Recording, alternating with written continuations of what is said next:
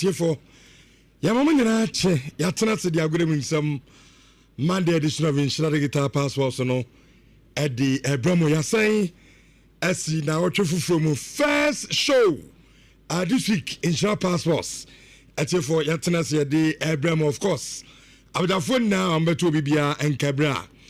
Yaquaman in it, so now Ediaman in some no, as I say, we are now yet the Fissam and so Tom's on Sana. A brother mo ejadia kano edi amamo na macha madwin awo dwumadie mesaw bra YouTube no Nhyira TV oba so he dwumadie no live was all site ya Nhyira TV awo YouTube oba mesaw o subscribe dwumadie no mame subscribe no as a ko YouTuber obo se bell down no click so abon so okra subscribe o click so a and just anytime beyond your tenants, you say come tenants ye now on your message our phone so say Nhyira Passports and so I live next word to me about Shibuya no ya na odo message no aka home because na a weekend of football the others all can be teach you and then amuzu p question of the day no this weekend no team pa and or impress so far obetime the once and of course the others all can and if you no biano or the afa YouTube Nhyira TV ebra ye kwamene ni abane akenkan ni na ade amamo enti ahun sam no na ede atu eye edwa me some from the EPL the attorney say this weekend fish and so pa no na the London derby Tottenham tifie ama Chelsea kire say Tottenham dem zo mutu omutimi omo papa omo kwetwa meka ba ko a Amo entimi anti advantage of Paris. And sorry, Jean Pedro. Sorry, no. And Oshed Yolo go the man aye Chelsea. Of course, Mality Fiema Arsenal.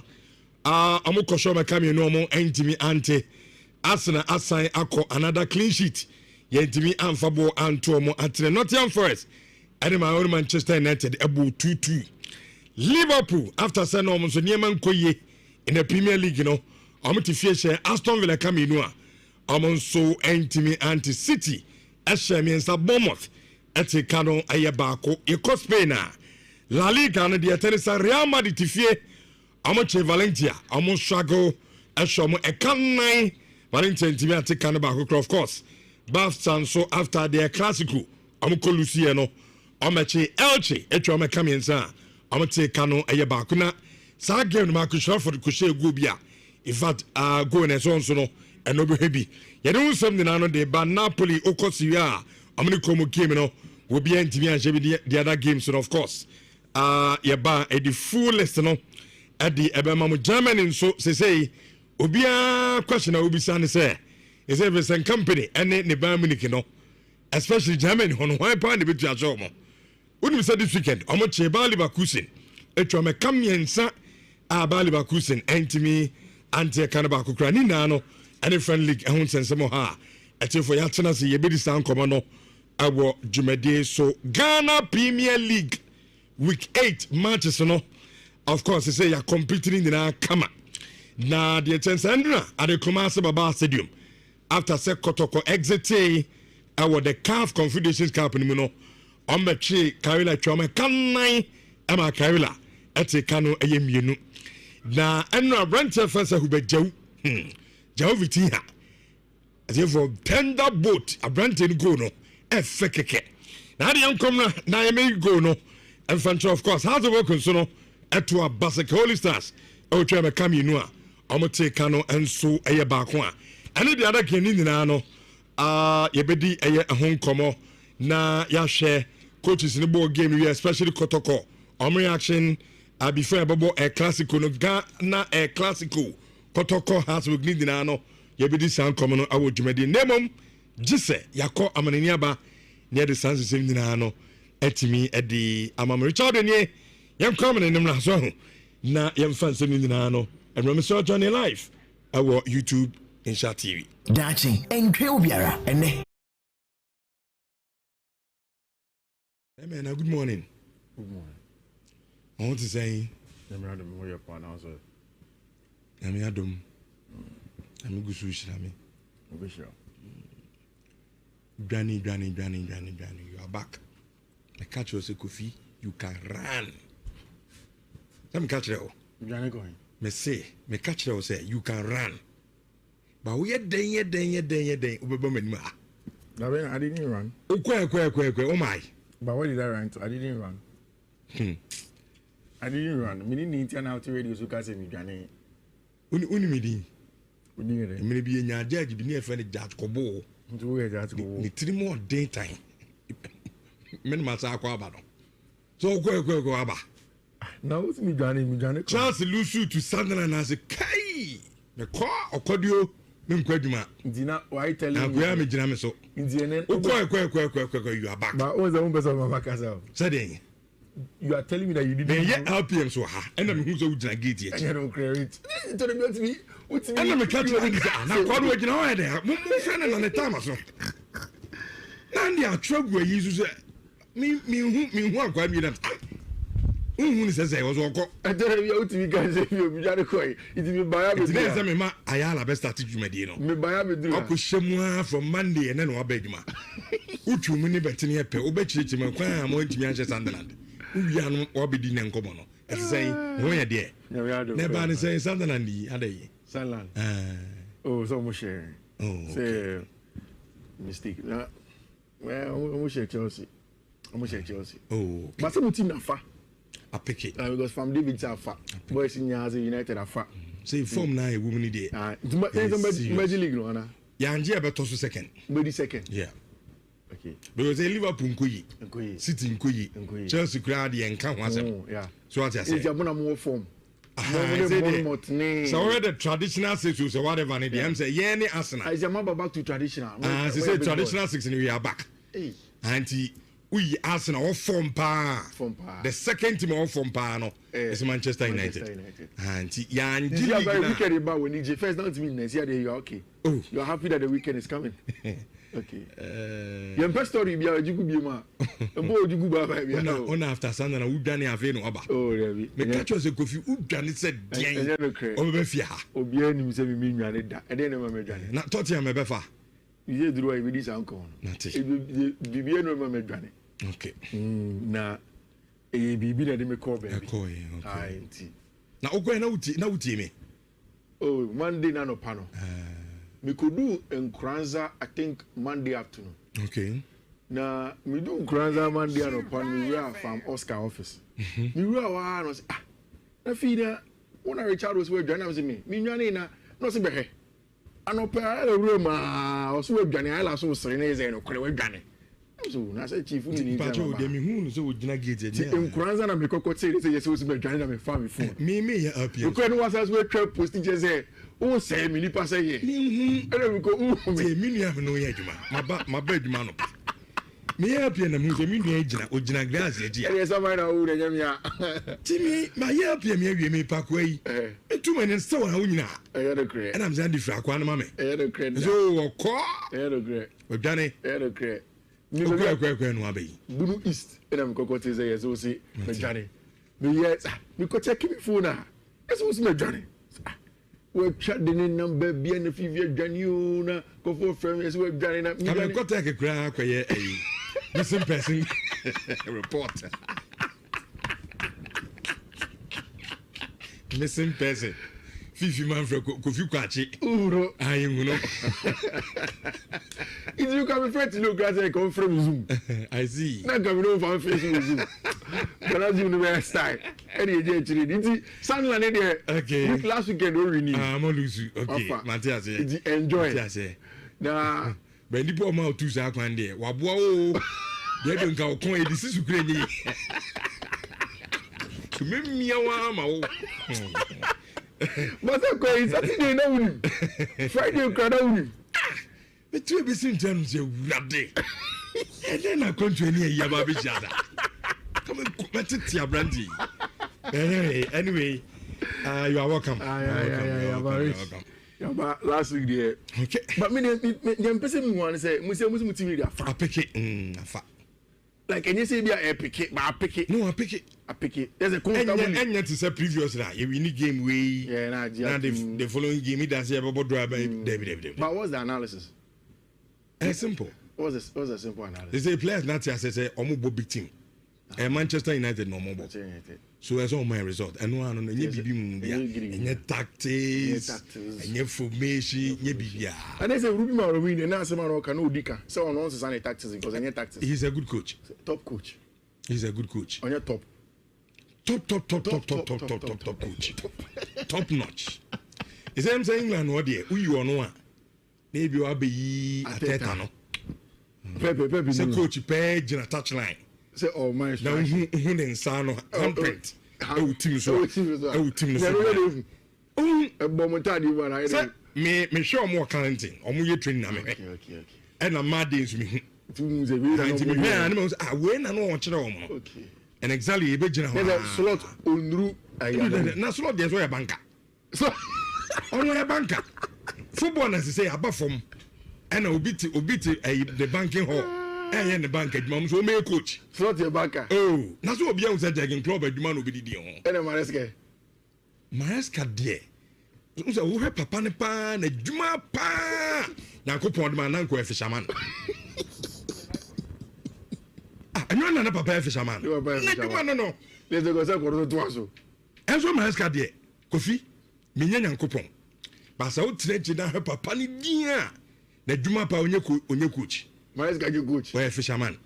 But Rumina was in the taxes as a fisherman. But Rumina was the top. What's it? You must say. And I don't say I'm here today. I'm with the Chachane from the I'm following no, but I'm not coming to crash a mitchell. Because it's and Tim Nafata. Yeah. Yes, this is in your first or second. Leicester United. Leicester. Yeah.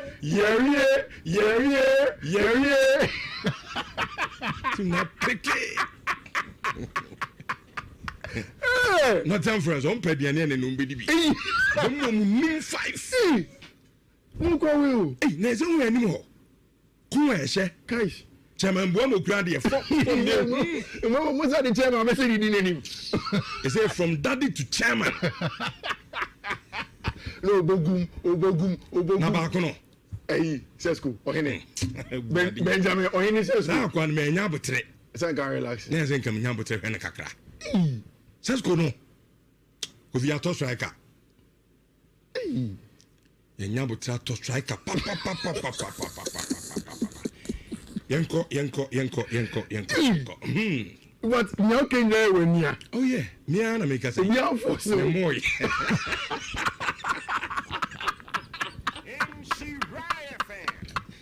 You're a Jimbo with your mama small.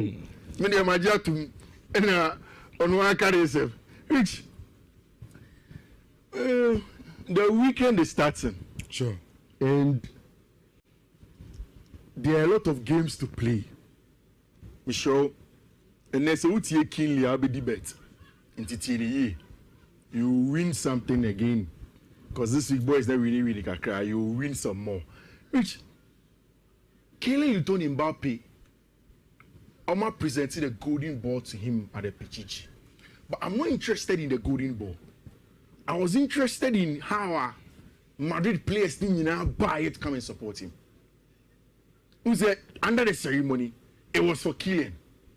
But the whole team, Florentino Perez himself, Coach Xabi Alonso, Vini Jr., the entire Madrid team, came to support him. I think it's a signal of the good things that's happening there. Last week also fell under the El Clasico, no? And Mikacho said, for people underrating what Xabi Alonso is doing, was no fluke. I told you from the very first time, Xabi Bobo, it's a simple job of finding balance. And so with team near perfect, you can't beat them. That's all can say a classical no. Obesheno. He was always going to beat Barca for. They were just not there. Last season, I kept on saying Barca Shia Madrid 10, Obesheno Madrid 10. But this time, it's with Football Club Real Madrid, especially in the last time months, which I brought your friend Kylian returned Mbappe. Even after last season record now with the golden boots on this season also in the Champions League in 3 games was 5. In 10 games in the Spanish La Liga, was 11. So he is in line to maintain the Golden Boot Award now. Of course, Cristiano Ronaldo, who is his idol, had won the Golden Boot Award, and our branch friend Kylian Mbappe has managed to win it, which is very, very good. Sets him on the right path to possibly go on and then win the Ballon d'Or, which I'm very sure say any dreams. This is how November looks for Football Club Real Madrid. There is an importance game against Valencia, which Valencia this season has not been good. Traditionally, Valencia should be in the top 6, top 7, top 8, top 9 of the Spanish La Liga. But Valencia are languishing in the 18th position of the Spanish top division. So the performance have not been good. Which, and whatever the case may be, with a 5-point gap between Barcelona and Real Madrid, Madrid will have it in the back of their mindset. It's time to stamp on it and then apply the accelerator and then increase the gap possibly between Omoniv team and Football Club Real Madrid. They would want to do it. Yeah? It is always a marathon and yes, sprint. It's unya with 3 points now you will be on your reach. No idea to you. And that's what Madrid and Xabi Alonso will be feeling. Say, baby, a basa namno, injuries, squad instability, players, free injury, finding form. Lamine is out of form. Rafinha is now coming back. Ferran is back. Lewandowski is back, but they are now about to get in. Juan Garcia. Let us make sure, say, by the time Barca picks again in the season, because they will, Barca will rediscover form. Before they do, let us make sure see the beam. So the better it will be hard to catch up, and that is going to be the idea of our brand here friend Xabi Alonso. What a job Xabi has done! What a job he has done! 13 games in the Spanish Primera Division, 12 wins, 30 goals. Incredible. Very, very good job. I mean, for somebody who was questioning of whether he will be able to handle the job at Football Club Real Madrid, he has been able to do that. Madrid have been met by the good news of the return of our branch here friend Trent Alexander-Arnold. Although Dani Carvajal out of the team, it's a good one for team and friend Football Club Real Madrid. Of course, this is how the team that possibly looks like for team and friend Real Madrid. Last week, choose anytime goal scorer, was it Bellingham? Because the kind of I said, I'm Mbappe. They've been Mbappe more now choosing. Mbappe and one shot. But one shot. Yeah. Okay. Rich Hyacinth, Militao, Federico Valverde, Alvaro Carreras, Ada Goulet, Orient Chimeni, Jude Bellingham, Vinicius Junior, Mbappe, Franco Mastantuono. Looks like the starting 11 at Madrid for no Eddie Remu in the game against Tima, your friend Valencia. I think at home, Madrid should win. Whether or not they will score more goals, I'm not too sure. Until a simple Madrid straight win, I was giving them against Valencia. Then to Football Club Barcelona. Have you seen this paper in front of German newspaper? I don't know how to speak German, but Mais shades October, Kwe shades November. Minim German neka. Tiwe ubi onim German ka okikaboom. But when you shades na. Shades, I can't hear the enemy. March, shades, October. Is it? Only October, November, no so bad. No, Sunday, na. That pressure. On what you crow for? What's the matter? Reasons was starting and they should be. Mr. Highline. That's a boy. One too predictable. I mean, and only idea about where Hanon. It is over here, the classical. Yeah. Madrid, who's a Debiana, like I said. Look. Madrid front three no. Omunira is pistes. Yeah. Osha Barcelona natural ma. Omun shede njandisa. So take your time. Yeah. Odi am born into space one too many kafa no. Yeah. And exactly Mbappe go no share the same thing. Yeah. Am about two space odi mika because speed. Yeah. Kofa born no abashe. And I think Hansi Flick on sisa nyam kakra. Why too predictable. Why sir Obama my bedroom maybe no. I'm out for Bekaso on your good coach, but he's a good coach. He's a very good coach. Oh yeah, Hansi Flick is a very, very good coach. Very, very. But that's why I predictable do. Yeah. They say coaches no bien they was born on Sunday kakra. At least me. Well, when somebody says he's being predictable, there are teams. Rich Michel, Mauricio Sarri at Chelsea. And Sir Mauricio Sarri team Nigeria the league for the very first time for Napoli in a long time that they are no one. It was clear, it was on paper. Uba Bishianu say no boss of Beshel. The first season. No, but what I'm saying is that sometimes it's also about the personal. Rich, if Rafinha was in that Barcelona team, if Lewandowski was in there, and then the personnel was set, it could have been a different story.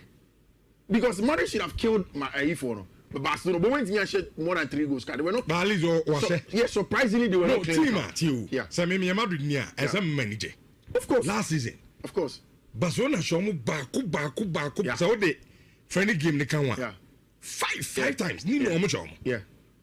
This time, the Intimate show maybe Ukraine show 2-1. I think it's a good step. Yeah, it is. Me, I'm not looking at it in the context of Omoni match. Okay. But make us say, Barca form now deep, you know.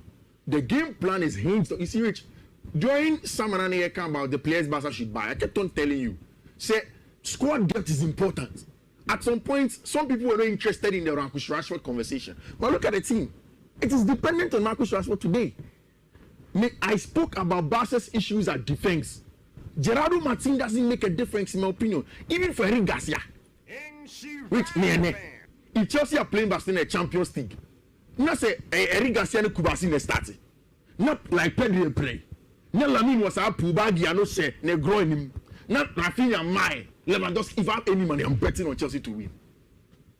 Because the personnel is important. Rafinha is the cog of Barca team. Into Nima, it affects the side.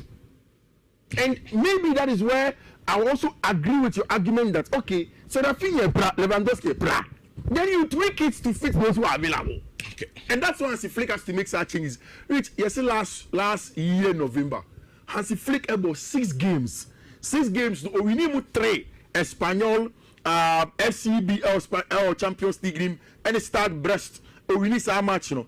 And Obaba draw me friend saying Olusu Mienu, sorry, Sociedad and Las Palmas, and then had a draw 1 Spanish La Liga game against Celta Vigo. So last year November wasn't too good, but Barca cannot afford to have this November. They can't afford to have a November where they are not getting the success that they need to get. It's going to be disaster. Madrid baby him, and like Marcus Rashford said, it's a marathon, not a sprint, and they would want to come back. But this news of Pedri's injury. No, sorry, that was big blow. Rich Mundo Deportivo mentioned it, and I saw him like, still they feel like Lamine Yamal. It was slight discomfort. It was he's not 100% with respect to games. That's all, Bono. Rich Barca will need to get him back now. The Barca new look midfield is Marc Casado, Femi Lopez, and Abrentia, Yefredo, Frankie de Jong. They need to herald the middle. It looks like a double pivot can become Casado and Abrentia, Frankie de Jong. And will feel few of them. Mark Bernal obviously is returning back into the team. But now, the good news is that Robert Lewandowski and Abrentia, friend Danny Olmo are back, and it's just 1 week left for Juan Garcia to come back into the team for Team My Friend Football Club Barcelona. It's 1 against Elche. I think this is a game where Football Club Barcelona will be able to get the win. Yes, this the team a very good one. Look at the Barca players away. Abrante friend Nake Peña, who could face his former side, but still, it's a game that I think Football Club Barcelona should be able to win against Elche. Nami Admochina at 6:30. Which Arsenal, with the teams that they are playing against this season, you know, last season almost dropped 10 points against them. Fulham, look at how Arsenal went to win against Fulham. And as if we all knew, we said Arsenal will win.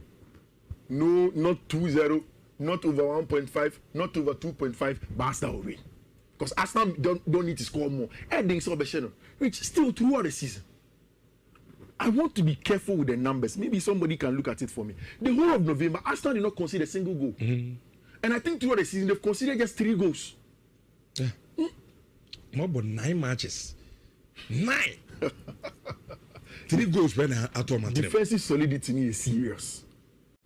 For you to play 9 games. The last 6 matches will be for Bonto. I Chelsea for us and me say Arsenal are that good because they are Chelsea fans, they want to accept it. But Arsenal on a different level. We know the history. Yes, see all of those things. But as it stands now, the point is clear. Is pointing to a clear path that Arsenal are onto something very magical this season.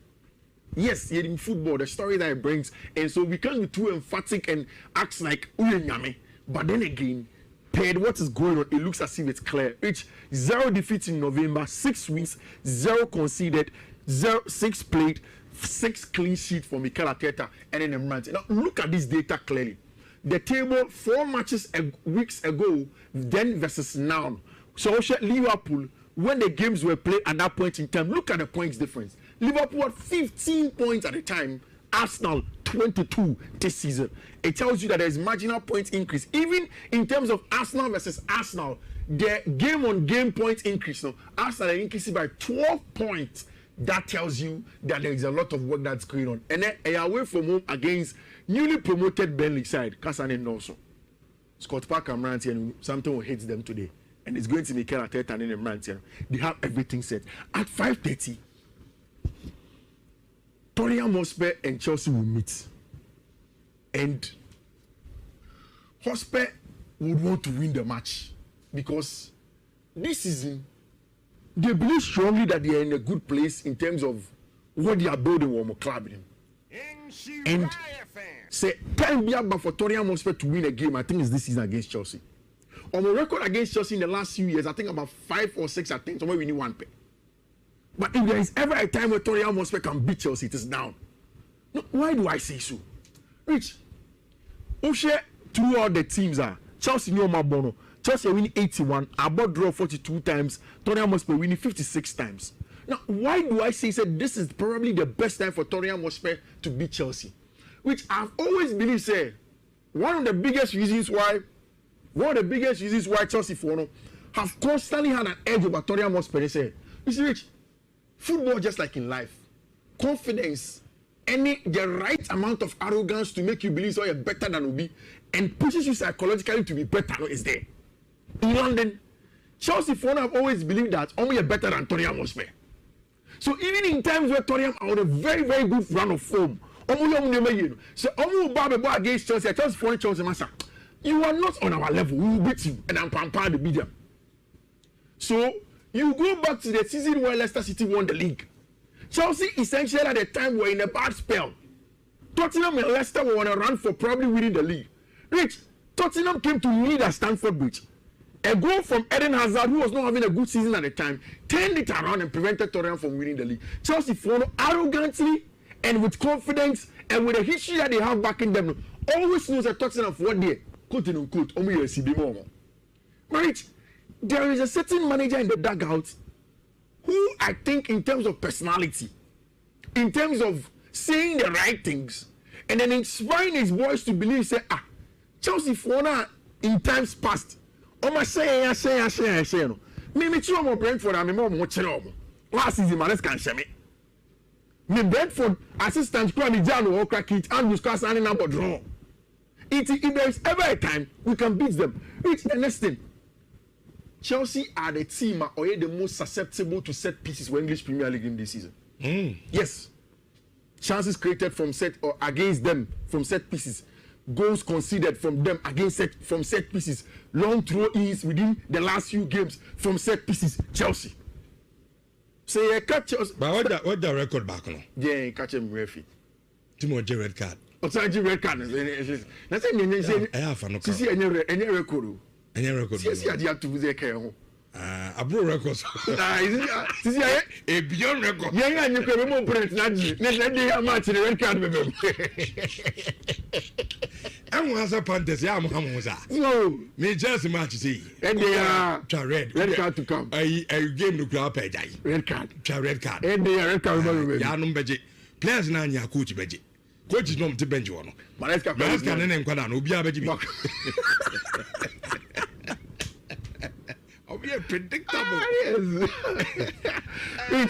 Now, when we talk about set pieces, game we.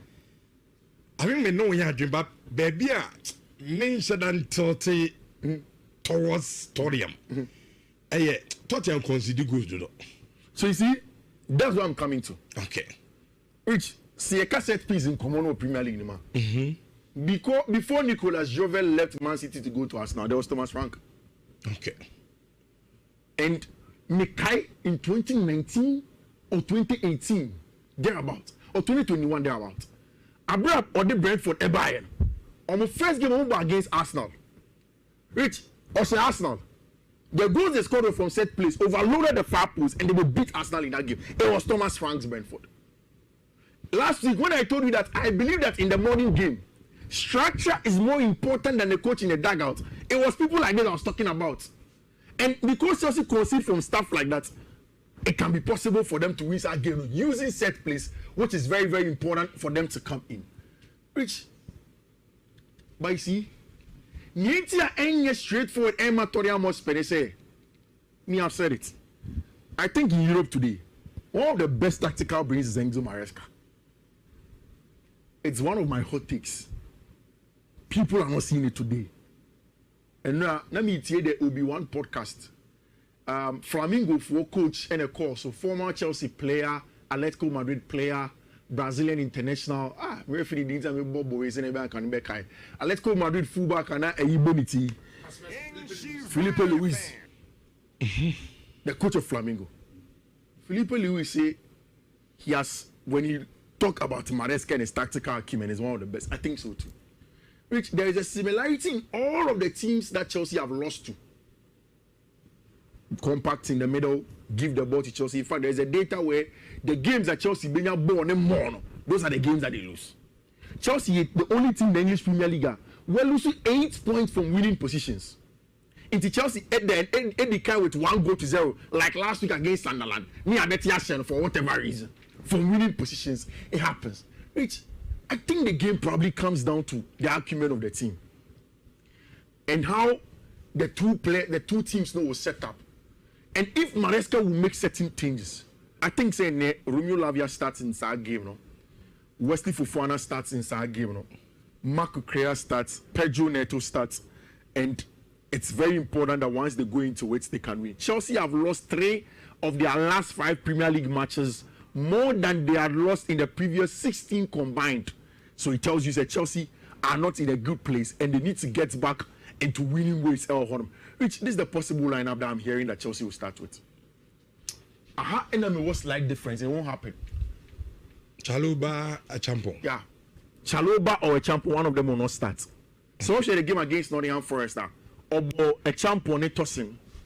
Now he completely rested Wesley Fofana, who had not played a weekend before. It is very clear. And again, there are 2 reasons why he will play Fofana tonight. Fofana, you will be more aggressive of a centre back. When you play against Tottenham in a derby, you need an aggressor. You don't need cool, calm, collected people like Obi said, Trevor Chalobah. So Wesley will start, restart, Marco Correa starts.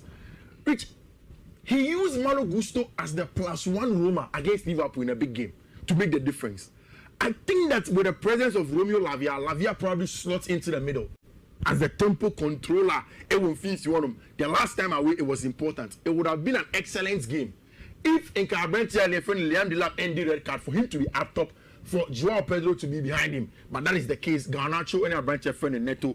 Torian will have Jet Spanks, Mickey van der Ven, Kuti Remura returning, Pedro Poro, Bedakure, Paulinha, Kudus, Bergval, Simons, and Abentia friend and Randall Kolomwene. Which I think this is a game where, for me, either teams will score, and then I don't know whether it ends in a draw, Chelsea wins or Tottenham Hotspur wins. But either teams will score. Either teams will score a yes for me. If Chelsea wins, of course, I'll be very happy. But me personally rush into a prediction for such a game that I think that Tottenham Hotspur has a chance, but Chelsea also can win. Which, me, I don't think the Manchester United is in a good place. And I think the City ground will be the place that will test Manchester United and test Ruben Amorim's fortitude as a manager. Why do I say this? Which my last 3 games in my winning year, it has been it's a similar pattern. And all of those games, I don't think any of us predicted we will lose. Even against Liverpool, we said it's a big game. When it becomes chaotic, United are better. Sunderland, funny enough, Chelsea match the only game in the 10 games that Sunderland now bought 5 back. Game we are both 4-3-3 BMBO. So maybe it was a lack of respect for Manchester United that Ruben Amorim punish you almost a master. You don't come to Old Trafford and think that with me you open up, we punish you. Brighton and Hove Albion. Fabian has not wanted to show that you could be him. The big problem is that you are going now to the City ground. And I like the things Amorim is saying, confidence and all of those things. I say it is one of the biggest honors of my life being here. Of course, you're Manchester United coach. Yeah, Masha. You're Manchester United coach 2 days. It's a big honor of your life. It is the best decision of my life choosing to come there. There is good vibes. Oh, Carrington, because I brought you from a lecture, is back into the squad. Oh, but this man is my problem. Sean Dyche. Yes. Oh, yeah, there. No. No, there's no more be. Me problem now, no mama. If it was another first, no good. Montias say good. Last season on for women. But I Sean Dyche in 70 good. I know. That is what I'm saying there. They keep changing coaches and yet the same result. Last season, no, not the same result. Last season, I saw Sean Dyche revive Sir Everton team. No, the Everton team that was dead. Sean Dyche came in and revived it. First season, or the almost stay league. Second season was much more stable until they felt like, okay, almost got them Kingston. They want a coach that has done it with them before. They went for David Moyes because he's much more sustainable. And a balance between defensive solidity and attack. Bro.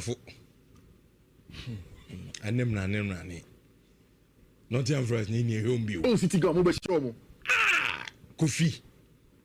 This season, your game I have boy mrepas agimwe. Forest man. Me worry you know. Because of Fugu game we need Fugu. There's umia name ya. Fugu. Umia pe be mia. Say bancha. Unfa Ukraine na ano apeti. Ne background.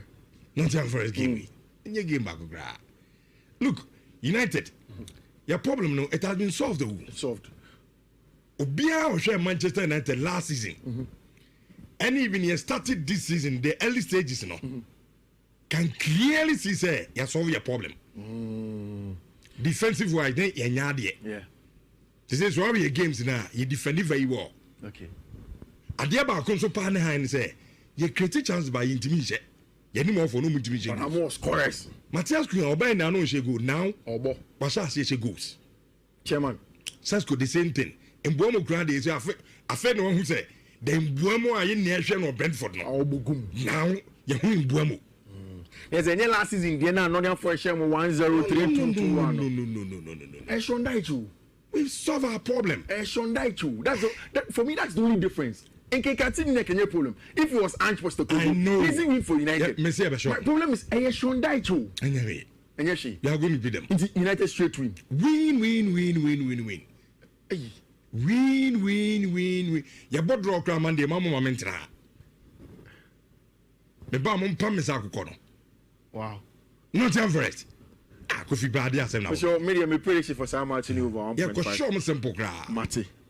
Which is a Medici finally. Liverpool, Aston Villa. How is it going to go? Liverpool, Aston Villa. At home and tricky at game. Anfield. Very tricky. So either teams. They say Liverpool, no. Oh, predict your game. The man Yadini. You don't even know the Liverpool team are better up. Yeah. The old Liverpool name, and the new Liverpool. But I'm slow to say. Na saying teams on your mobile, and I'm for one into for mobile. Onuzumo will be. What's your boyfriend? I got my cat. They do a new coach. It was all planned. On only the church, will be the banner. Ebia, 10 out is 0 back, 900. Where yedi? What do you know? I'm a Liverpool. Go to players. We are will be Bobo. No, I'm on for me. I'm going to yes, you're for you. Say it in a dark baby. At the message by shows you say, excuse no, them and too flimsy. Oh, yeah, he makes a lot of us. Hey, I mean, it's only now when Team Maresca did. And yet, tangible, Maresca saw no week in your prepare for back into a match number 5 back and have 100. Wow. But you see, sometimes the coaches they say it in contest. Why? It's the third of the was your wall. That's it. Game ready, me mumpa dear. And the men fan come in, may oh, fan cast. Men fan come. Mama that's really in a bed them Bradley. So me try goes. Which goes. I think some come be win the bedding. But Liverpool will match you fee. I told me now. I wish no. I wish no. Now we cash on that. You say Shondak there. Shondak. Mo former coach am Pamuni. I Grand Porter. Who's as you generate now or Shondak now? So Shondak you do so jeni ma. How they say na no fin film. Na Shondak and we always to go bet ya Morima Morin. What me na present to say crowd. Shondak you want to ni senior one. Shondak me dey say Grand Porter. David Grand Porter. Grand Porter ya Morin mo live. Omo the TV lands. So ka some be your voice no. Na want you say. Mo. Yes, eh. One share. Oh, and So got some I'm disappointed. Za. I know pretty as of the Katashi. Me fa Katashi Bianchi. Me say, Omunti me say, not on them kind. Now, quarters of me, Aguabe. You done it. Because no more right, sir. Yeah, Kai Pass or Casim say, said they. Team Beer Chelsea actually be also by Shamo. Okay. So, okay, you're coming in here the stories. I'm a telephone show no live on Nhyira 104.5 FM and Monday a new week Yashas and I no pay no stories be a was on Sakabia the update at the bread telephone show no live on Nhyira 104.5 FM na my fan to money say opesa ushe dwumadi ne live obeba Nhyira TV e was YouTube oba no subscribe share now for what your comment e was na ya kind dem show no so na mama fantom nim say over the weekend we go Europe our matches eba so na quickly mama chance here and free France na okwa French Ligue 1 man dey tense na no Saturday Paris Saint-Germain team atrafio Parc des Princes wo me share ba ko ama OGC Nice wo entimante na aya Portugal o ma brand na France Gonçalo Ramos 90+4 and when you the only goal edema Paris Saint-Germain team na separating two sides no and wachi team from Monaco wo me tenafie our star with the second wo me lose 1-0 edema away side je from Paris FC a Nigerian brand fan Moses Simon and a said only go edema Paris FC after Oze team no wo me so tenafie our star the Abed Deschamps ama team from Olympic Marseille ebe shomo kabako o mentimante Angel Gomez and a said only go edema Olympic Marseille away and which me come say René Etenafie Razon Park wo me share 4 Emma Strasbourg wo me take kanibako and after Brest Etenafie any Olympic Lyon ebo goals draw obi team for ball Antonio Nkotrem na mame fatu nim say after match week 11 French Ligue 1 no Paris Saint-Germain and Edikan wo me 24 points and watch Olympic Marseille etosumi no wo me 22 points Lens etosumi nsa omo 22 yo Lille omo toso 9 wo me 20 points after Monaco toso omo 20 and after Olympic Lyon etoso nsia omo so 20 points na the team say me bata top scorer of France uko France mame fatu nim say Strasbourg omo striker na fan say Joaquin Panichili one and I say go do 9 goals and a Joaquin Panichili ashe and which Esteban Lepore 8 goals your Mason Greenwood was 7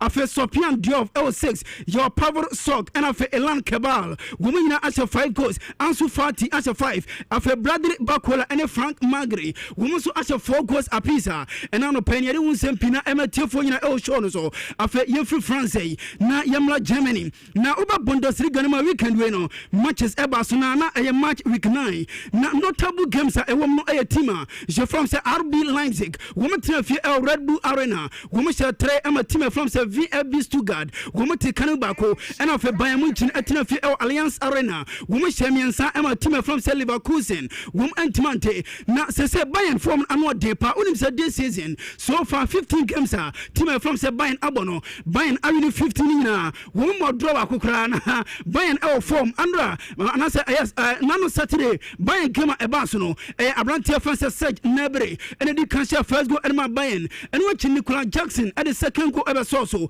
and Sana like Badi elbow on goal Edma team from say Bayern and Tiana Bayern team at Trafie women Shamiansa and Leverkusen and Timante na Bayern Edikan ever German Bundesliga table so Bayern 27 points RB Leipzig Katosumeno one more 20 points your Borussia Dortmund on Tosumiansa one more 20 points Stuttgart Tosunai one so 18 points and after Leverkusen one more tosu enuma almost 17 points now the Tennessee Hurricane and a leading goal scoring chart Germany was at 12 goals and watch around first Jonathan Bugart 6 goals your Kan Uzan was at 5 after Christopher Bungartner and after Frasnik Asnani and around first Haris Tabakovic women na asha 5 goals after Luis Diaz and after Seru Gurasi women so asha 5 goals and ano peno yare un sempina emetifo ina show so after Oba Syria Anuma the Tennessee Italy weekend where matches are ebaso no yenya Udinese Casio omotina fi Stadio Froli women share bako ama Atalanta women entimante na Nicolo Zaniola and a body only go and my team from say Udinese Casio and watch Napoli team atinafie Diego Armando Maradona Stadium women any combo able goals draw Cremonense Estadio Giovanni Zini women lose 2-1 anima away side je from said the Bianconeri of Juventus na Obekia nano Saturday best story Edman say Juve any new manager na opinion first Luciano Spalletti na we any first game obo Edema Juve na okoya juma na kama omo wini 2-1 editor Cremonense na the ten say Abrantia your friends a flip Kostic, we shall go Emma Juventus, Emma Jimmy Vardy, one also ever take an Ansana Juve, who second goal to Luciano Spalletti first game, Emma Juve were following. Now the Tensa Andra Hela Bologna Trefie, or a stadium Mark Antonio Bettincodi, woman so 2-1 Emma Inter Milan, and of a Simon and so Trefie Shabako, Emma AS Roma Entimante, a Abrante Fences Strahinja Pavlovich, and a shed only go Emma AC Milan Elfie. Now Yamia Duma and Monday, your 2 games are Ebaso. Oh, Syria Anum. Now the attention and about 5:30 p.m. Sassuolo team about Trefie. One and January and a Bonafe Lazio. One Trefie was Stadio Olimpico Rome. Now Omane Cagliari game Abaso 7:45 p.m. Now the attention Napoli team and a decline. Oh, Italian Serie Anum. Now Napoli team 22 points. After Inter Milan Tosmian almost 21. AC Milan Tosmian almost 21. AS Roma Tosmian almost 21. And after Bologna Tosmian almost 18 points. Now the attention Capo Cannonieri top scorer. Italy now Uko Serie Anuma. Inter Milan player and friend Hakan Kalnoglu. One Nedika was 5 goals. After Riccardo Orsolini Eboma Bologna. Wow, 5 goals. Yo Andre Frank Zambo Anguissa. Christian Pulisic. Federico Bonazzoli. And Giovanni Simeone, your black first Nico Pass, Santiago Castro, and Calvin De Bruyne. Women in Asha 4 goals a pizza, and I'm a payada one some MLT for El Shono so of a free Italy. Now quickly young to El Spain. Now Spanish La Liga matches a weekend with Barcelona. Now I am match week 11. Now Villarreal at Trefio Estadio di Ceramica. Women shall 4 Amaria Vallecano Entimante, and watch Atletico Madrid at Trefio. Women shall me and San Sevilla Entimante. Now I have run first Julian Alvarez, Thiago Amada, and Anton Griezmann, and about 3 goals, and Atletico Madrid, after Real Sociedad at Trefio, El Rally Arena, El San Sebastian, women shall tray Emma team from Atletico de Bilbao, women take Canumino, after Real Madrid, El Santiago Bernabeu, women shall 4 Emma Valencia, women Entimante,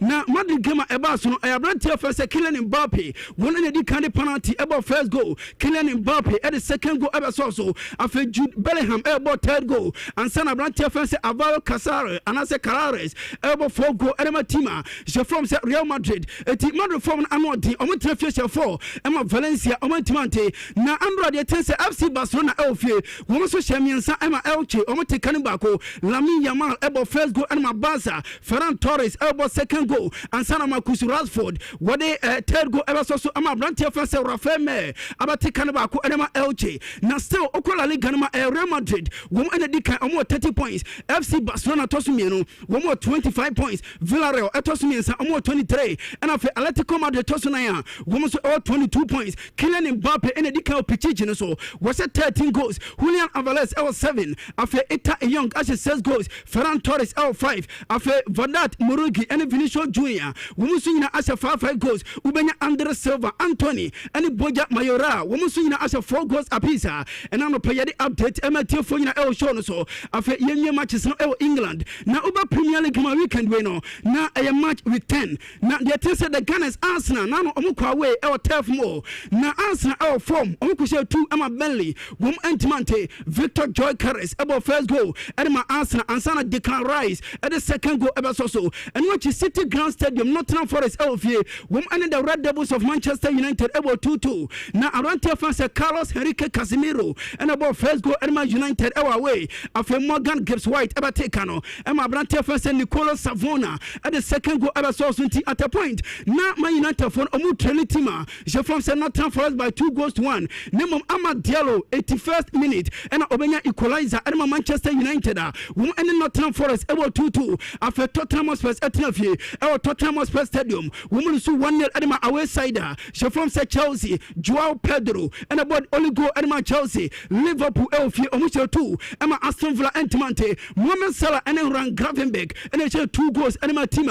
She from Liverpool after Manchester City at Trefie. Woman so Shamiansa Emma bottom of team no. Woman take a canoe bako. Now Abrante first Ellen Haaland was her first goal at my Manchester City. And when she Tyler Adams ever take an Emma bottom of Emma Ellen Haaland at the second goal ever so and Sana Rico O'Reilly ever 3rd goal at Emma Manchester City. Now Yamia Tuma and Monday Sunderland. Woman Trefie Stadium of Light 8 o'clock p.m. Woman and Everton and Elbow. Nemo my Arsenal team in the Dika English Premier League table so. Now so far after 10 games, Arsenal out 25 points. Manchester City Etosumeno, Womo 19, Liverpool Tosumiensa Omo 18, after Bournemouth Etosuna Omo 18, Tottenham Hotspur Tosunum Omo 17, Chelsea Tosunsian 17, after Sunderland Tosunsu Omo 17, and after Manchester United Tosu and Ochia, Womo so 17 points. Now Ellen Haaland in the Dika top scoring chart so far Haaland after 10 games was at 13 goals. Danny Welbeck and after Brantia, Jeffrey Antoine Semenyo and Igo Thiago and after Jean-Philippe Mateta, women are 6 goals apiece. Brian Mbuemo, Eli Junior Kropi, Jaden Anthony and Wilson Isidore, women are 4 goals and Anopeno. Jadewon Sampina Emma Tilfo El Show so live on Nhyira 104.5 FM. After your matches on T Yansane and from last story to Nanope update Tibiana. And what's on Sakabiana? They want some Emma Tilfo El Show so. Now you're free Europe, now you're Africa. Now over Africa, Yamia Duma and a CAF Champions League and of a CAF Confederations Cup group stages draw Ebaso. Now according to CAF from Pennyfono, one say Johannesburg or South Africa and now you're in CAF Champions League and of a CAF Confederations Cup Ebaso. Now about 12 o'clock p.m. And I'm saying CAF Champions League draw. Ebasona Port 1 not ugly. Egypt, your Mamelodi Sundowns from South Africa. After Esperandi Tunis, Tunisia, and after RS Bekeni, Morocco. Uko Port 2 Abenya Simba from Tanzania. After Pyramid, Egypt, Hilal, Sudan, and after Young Africans, Tanzania. Portray, Petro Luanda, Angola. As far, Omea, she from Morocco, MC Algiers, Algeria, and after Rivers United, Nigeria. After Port 4, Jazz Kabili, Algeria, Stade Malien, Mali, Afe, your state, Oloi Lupopo, Wamo Efri, Omea from DR Congo, and Afe Power Dynamos, Wamo so Hontinamia Duma, about 12 o'clock p.m. And now we and a CAF Champions League draw Ebaso, Afe Oko CAF Confederations Cup, according to CAF, for almost 1 hour later, okay, now just a CAF Confederations Cup, no Colabidi Kawaso, 11 p.m. and Sakran CAF Champions League, Erika Abaso. Now, the teams a CAF Confederations Cup, Oko Portna, Port 1 Zamalek, with that Athletic Club Morocco, USM Algiers, and Afe, CR Belouizdad, Afe Port 2, Stellenbosch, Afe Tima, from Al Masri, Menima Union, and Afe Joliba, Portray Kaiser Chief, and Wachi Chief, and as a Kaiser Chief, and Afe your US Otodo, Port 4 San Petro, Afe Nairobi United, OC Safi, Azam, Singida Black Stars, and Afe Zesco United. And to wait airport, Ebacoso, El CAF Confederations Cup, Manano Peno, Jade want some MTL for El Shonoso. Now, Yaka Africa wants some Yenim say, Namia Duma, CAF Award ceremony Ebasu this year, El Morocco. Now, according to CAF, for almost Namia Duma, and 19th of November, Bosumi Rema and a CAF Awards, Ebasu El Morocco, Obaka last year, and Nigeria, on my brand France, Adimola Lukman, one energy edition now, Sunti, Jared this season, and I said this year, what I get CAF Awards on Edison National Peno. Jeru Sampina Emma Tilfo El Shonoso. Now, what are Mamma, I brought France Ellen Haaland, as I said, Haaland form annual day, Paulim say this season, Ellen Haaland for club and country, was at 26 goals. Now, 10 Premier League games at this season. I brought France Ellen Haaland Abono, was at 13 goals. Now, Andra William say Ellen Haaland was at the second goal, Wakoya robot celebration. Now, as a celebration about no says, was Shagua, Yana and Comfort Takase, Ellen Haaland, were a robot.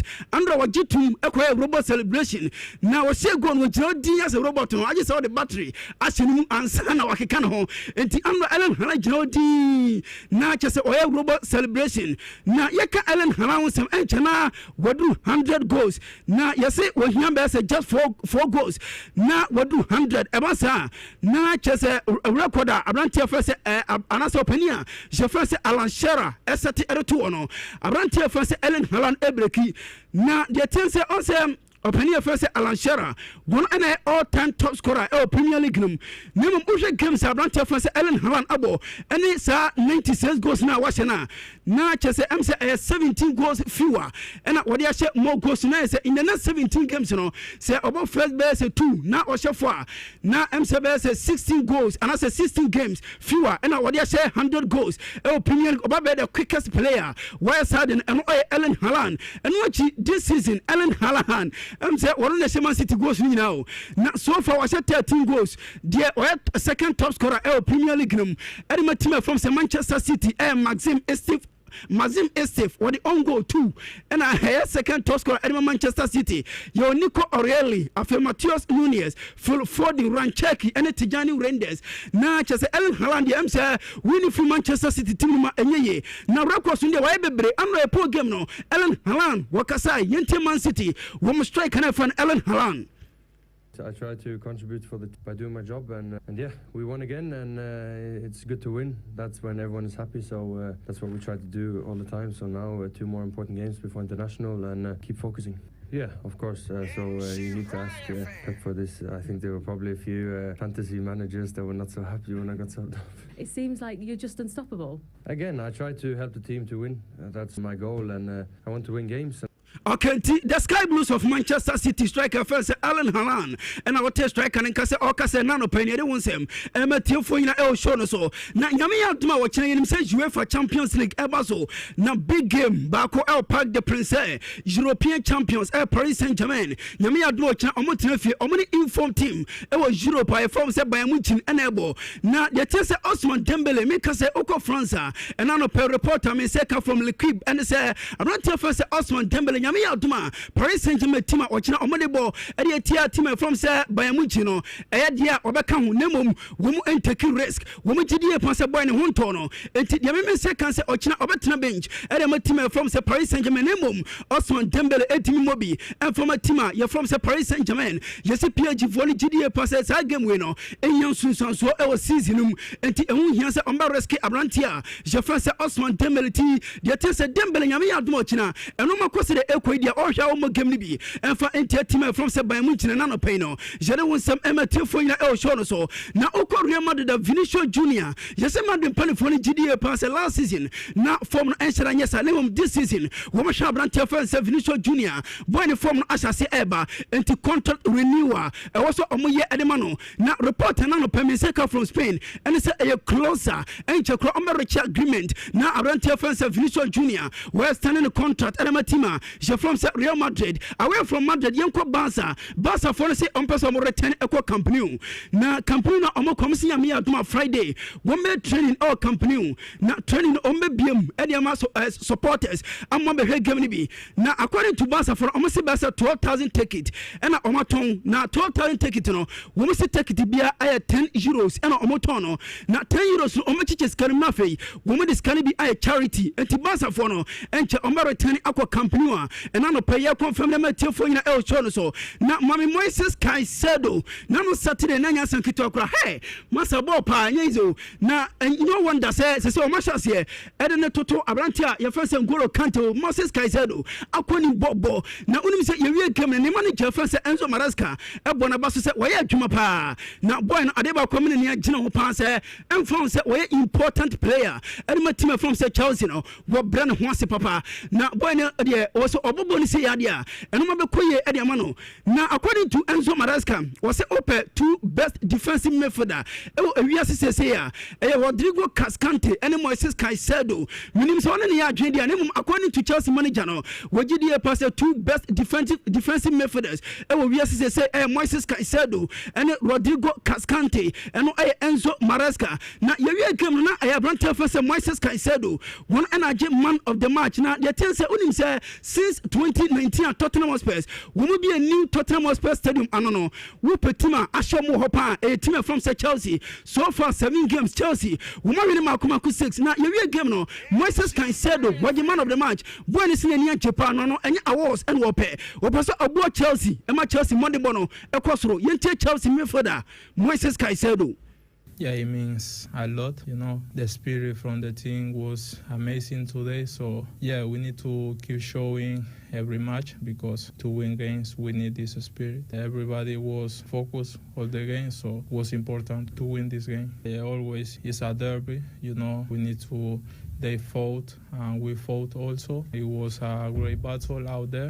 Okay, we Ecuador. I'm a brand to Sinaka and Chelsea. Friends, Moises Caicedo. After say, Oje man of the match, editor team from Tottenham Hotspur, and I will take Chelsea me Francasa or Casa Nano Peno. Jere won some Emma Tifona El Shonoso. Now, Oko Liverpool after best of 4 games, El Premier League. Now, team from Liverpool, Alusu Adia Twasono. Nano almost Aston Villa El Fie Emma Mohamed Salah. Eko share goal. Now, Nano and Mohamed Salah actually 250 of goal. Edema Tima, you're from Liverpool. Say Ocean Liverpool, all-time top scorers. Mohamed Salah, Abatosumiensa, Jody Kae, Ian Rush was at 346 goals, and Roger Hunt, 285. After Mohamed Salah, about 250. Your Gordon Hodgson was at 241. Billy Liddell, 228. Steven Gerrard, 186. After Robbie Fowler, 183. Your Kenny Dalglish was 172. Michael Owen, 158. And after Harry Chambers, 151. And Mohamed Salah Fro Adeba and Chakrano. Wabatu Opania First Roger Hunt, Elsro and Nanopeno. Jeron some Emma Tilfonia El Shonoso. Now Mohamed Salah Egusu Bajuma Unim say Mohamed Salah Aiko Manchester United. Woman legend the first when Rooney. Now Ope player El Premier League Grima. Ni goal contribution El a single stadium. Moi say Arantia France Mohamed Salah atu when Rooney 276 goal contribution El Anfield. Just over Anfield there. Mohamed Salah abaya hojuma. Now Mohamed Salah mame fanto him say Ope player watch more goals El Premier League ma. And also oba juma pa. Now the chance way else a single grounds in Premier League history. And no one some and American and American say Mohamed Salah atu when Rooney and on the player won some Emma Tilfonia El Shono so. Now Kylian Mbappe akasa member so name Mohamed Salah after say we show 250 goal at my team from Liverpool no. Liverpool striker Mohamed Salah ekasai. I said from the beginning, but I know football. I played football for many years. I said it's very tricky season for us because we had a few new players. Very good signing, but they need time to adapt to the old team. And we lost a few good players as well. So we just need time to adapt.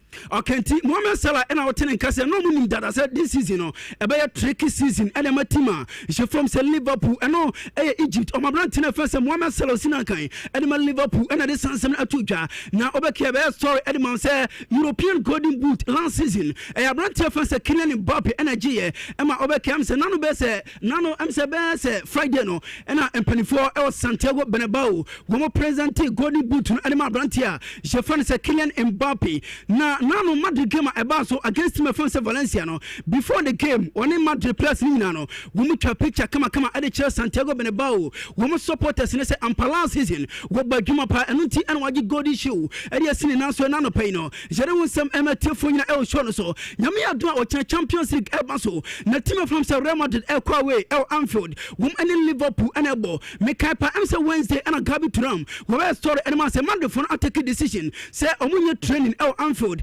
Enti Andra Jabi Alonso Ediba 2 just say Ombe last training El Valdebebas El Madrid and Sana Omatu Ediaba Omaya je from say England na Omuba England the me say can say a press conference and opinion from say Jabi Alonso ebeye enti the chance training enyama so na Ombe press conference omubia na fanyamia aduma game abaso nyamia aduma china and na payere unsampina Emma Tilfonia El Shono so na Arsenal El Bodjuma pa unim say the last 7 games Arsenal abono woman winning na surprisingly Arsenal won't consider a single goal. Now say Arsenal team no any more sharp a challenge so ding a command is here than as Arsenal said in Kofoka this season won by the Premier League in Edesio Monaso and Arsenal Abaji Edesio Monaso Marcus Rashford Andra yen from or just standing ovation El Barca Munjik Stadium na Omobona Basopa me Kaipa Friday no maybe an answer Saturday no rather me best story Edmond say Barca for the GDA pass by the money Moswani and also almost standing the contract Edmano and Osage standing ovation El Munjik Barca supporters no ebo musem and my brand fans Marcus Rashford after yenye El opinion ankasa na mamelami yamai esa say akwa de e na sembe kreni akwa kitu o wasi so na we kra na size o sa again o charu go in size on say ofan penifo na am say ono obon hit around the pine na ko ja wasi o no ko nya o size o size no so antentam na no Saturday ye ho na bibi bai yen kohwa senior man be post say one and girlfriend friend say Nikki Nicole o ma papem ade o mo say eno ma mate wa abontin nyina enye no korek ne mo mutually o ma papem a simple message Okay. Onza brofo no we normal momo. Obi timi kon girlfriend na yire. Timi ka chense first na me pay by say as a mention them feel. The mutually in na no obi an kon baby. And obi an so be kon baby a omunya problem bia. To ma papem. Anti ahana ya ama no ene mema na to da ye ntie ho ase. So don't do maybe near when enye ya. We cross na kan che you. Say omo ayi omo fadamfo ni bia so. Mo ye yi bia nti di o mbia so ngana. Ate. Enye sa. Morgan Gibbs White is what you. Why? Morgan Gibbs White. Na no hu ya highline. One people. Mun. Awajo adama last video last picture no. Photos man. Highline musia ni. Hey. Highline musia ni. Highline. Highline bia mato no. Say ne highline. Say ombobo free kick na kona yesa. Mu persuasion dodo. Chelsea persuasion. This a Chelsea for who to be ye bibi. This a mu kwen bia dey. Fine so. Fine. Fine. Toti na nkasa no. Thomas Frank anti Thomas Frank anyway. Onya de say. Oh na Toti am do na am so ya de no. Nyame ya do won Toti am. Oh masa. Ya se bia ni o. Ubon de we bi si asho mo. Okay. And yeah, that's it. On pay. And I'm in some of the Abraham to also insurance 4.5 Monday edition. Johnny Live, our YouTube in Sha TV. Fa a message no bra. Na fe. You started discussing so from Abuja food now. You be doing common etimi at the amamo. But before cry Abuja for Abebano, my own some of the messages about and then me be them with you. Na sa hanam ye adwuma wan nim sa hanam ye adwuma yere adwuma aga general manager onim sa hanam ye adwuma. I'm the host of the show, programs manager onim sa me host of the show. Nti mu bisa say me be dem ha no me ntias you unless say bia bibi fufuro bi o why nti yen start program no na me some my Stanbic Bank na ye koni dina na tie for the ten say obi ono ma business no nya nka ba biem. But no trasia na besana ukojo bank na sa besu ti say is a Ghana had here interest rate ni say dey si osoro no sika boti ni tuanye ase interest na eda chire no eno nko etimi twam sika na akoje ye no enti abasa na ukoje besan kra na onwinwi kakra. Stanbic Bank say sa problem ni na we dey free ho udie ye bold bra eno metena say personal loan the other kotoka ha bibia upolo dia e bia o de bra eno metena say interest rate ni so ya to say shi ya be so bia timeje besia so mimi say maka tom say me pe Benz S class DB ha ntim dia koto o manima ente kura me koje besia na me dia akwa bi so ho me ntimi entua kura multimedia betua dia ka no enso timi e dia me so anti Stanbic Bank ho o kwa so Richard to manje besia na menso mfantra machim kwaji bi na ewia so nipa nso edien kwaji Stanbic Bank besia no wrem ewo omoso ba bia na kwaji bi na bibia enye kama emfa ema enano pe na ya ka bisia ya asem ya ena akohwifuo bi ti social media no so omo from World Vision Foundation loan na omo de omo loan anya papa pato tienie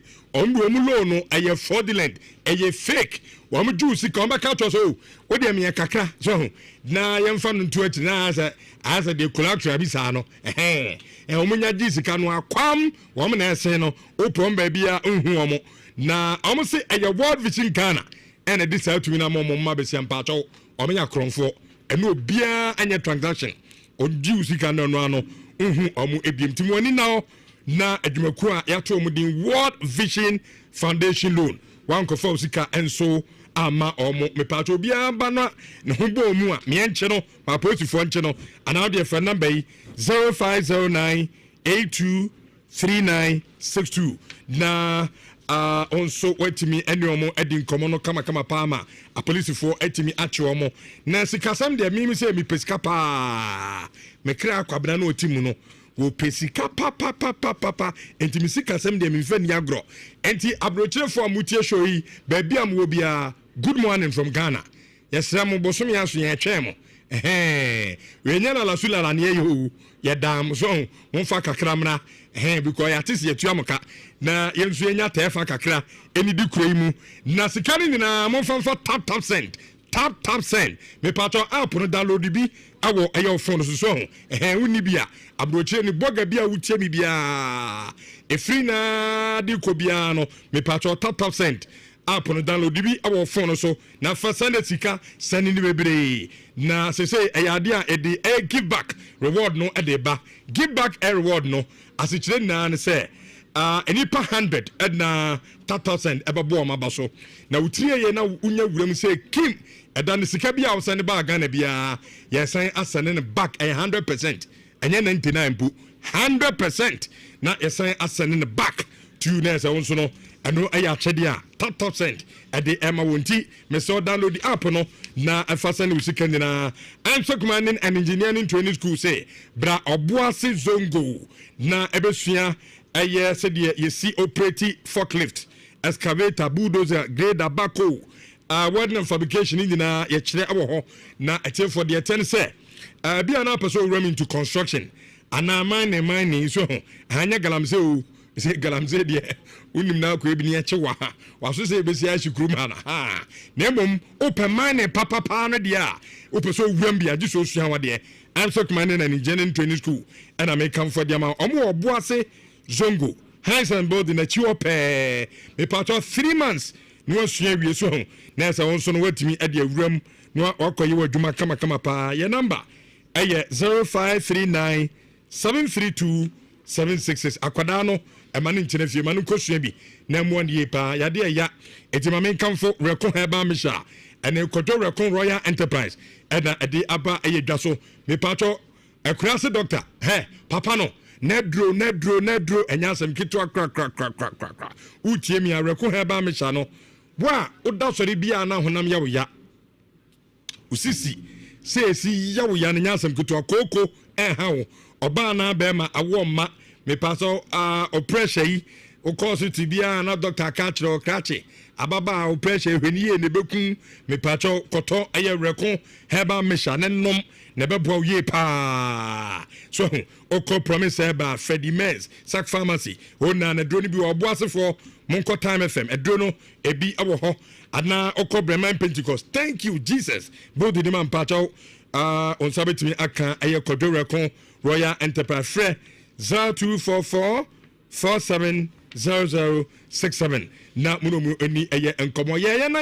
ya chedwumade na se ede amamona Alaska Star Enterprise and ye komaka cho se Alaska ho de eye CC ho so CC wo dem CC office ho first impression ehu hia pa enti unse yo gebi ho a oni bedin komo no aso onfa ne ti nye saa so na bia weekend bi no ana ajo so ame nko sra ko na me hwe owura demos we dem Matias yes so onyam sambat medical practice na sa wo dem wasiesie ho fe no eno nko ya adwuma no be 80% 20 na kan de lala sulala o de fa ho you are good to go 100 na say afa enti from wallpaper blanketing eco panel best alarm sofa cover decorative watches and flowers so bibia e say dem no office there Alaska Star Enterprise na niam anu nim so no na kofafi abrochire de ba enti de kan niam na efe na eye papa and a bonus so da form fo wo bia timi tobi anu tini say where quality sells cheap ko na sisi o dem sisi office o ema honso no enye krabehwe me pato Kumase ye wadum your Mrs. Anoche plugs and my boss of Mona your encranfo monko circle tiptoe lane and I'm on Fraser 256 330075 menko Uniat Practical Institute Uniat me patriotia for the TNA Uniat no ye kwa kusua computer ene de computer no pe wumpo ene ni paba ene tie unimu computer wo dwuma sembe de pa ene ti ena me kan for Uniat e de ma o se ko na nso kosua de sua computer na nso anya adwuma obi wa computer no wani ho maache o de bra obi so woni ni kakra but on shede nim ni bebre mundina ye bejemo ni ya kire mo computer ni mu yiye pa AI kura de omo courses ni nyina ye kire at the Fra Network Cyber and Security Engineering, Computer Basics and Office Administration, Design Technology with Drone Piloting, Software Engineering, Data Analytics. Ni na ya betcho na school no ya in such ways so biane said the Setrano Adene Coson, Obuha, or Peregula, Obi so Richard, me, I just said, you were number class or open on every weekend, and so I bet me a call, open a distant class, and then so bet me a camera, maybe be a acquire at the amount. You commence to sound so, bast up or fair, yea, I was 0555 383848. Number no in common, so you be a macacho, say a yanum rush energy drink. It's answer no, and I ever na wait to me and yan who dance on qua, over to me at the tattoo day no, a man why at dinner, uya juma ombre, it's answer caffeine room, vitamins room, ginseng room, num rush energy drink. Now, home bedding, ama also uya a jumabia ombre, na bibia ayakama, at the amount de tato crano, aye amwa auto mobile.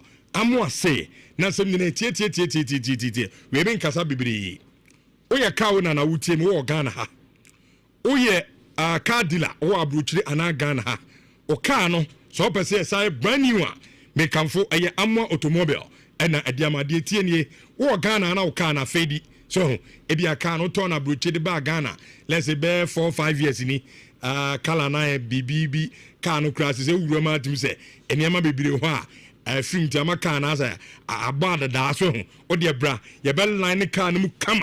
You are yes, pay or corner card is you are, which will say yes or can as I said, dear.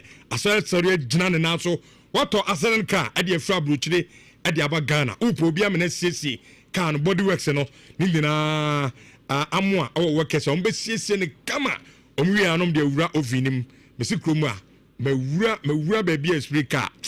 But Momo Vino, a brofone the standard ba to canny pia to say yes, cano, and so I ye fet. And to be so call a pimsoya, Kumasi, a pimsoya, a pimso fair junction, or no more the Oyina, and once over Fred Amwa.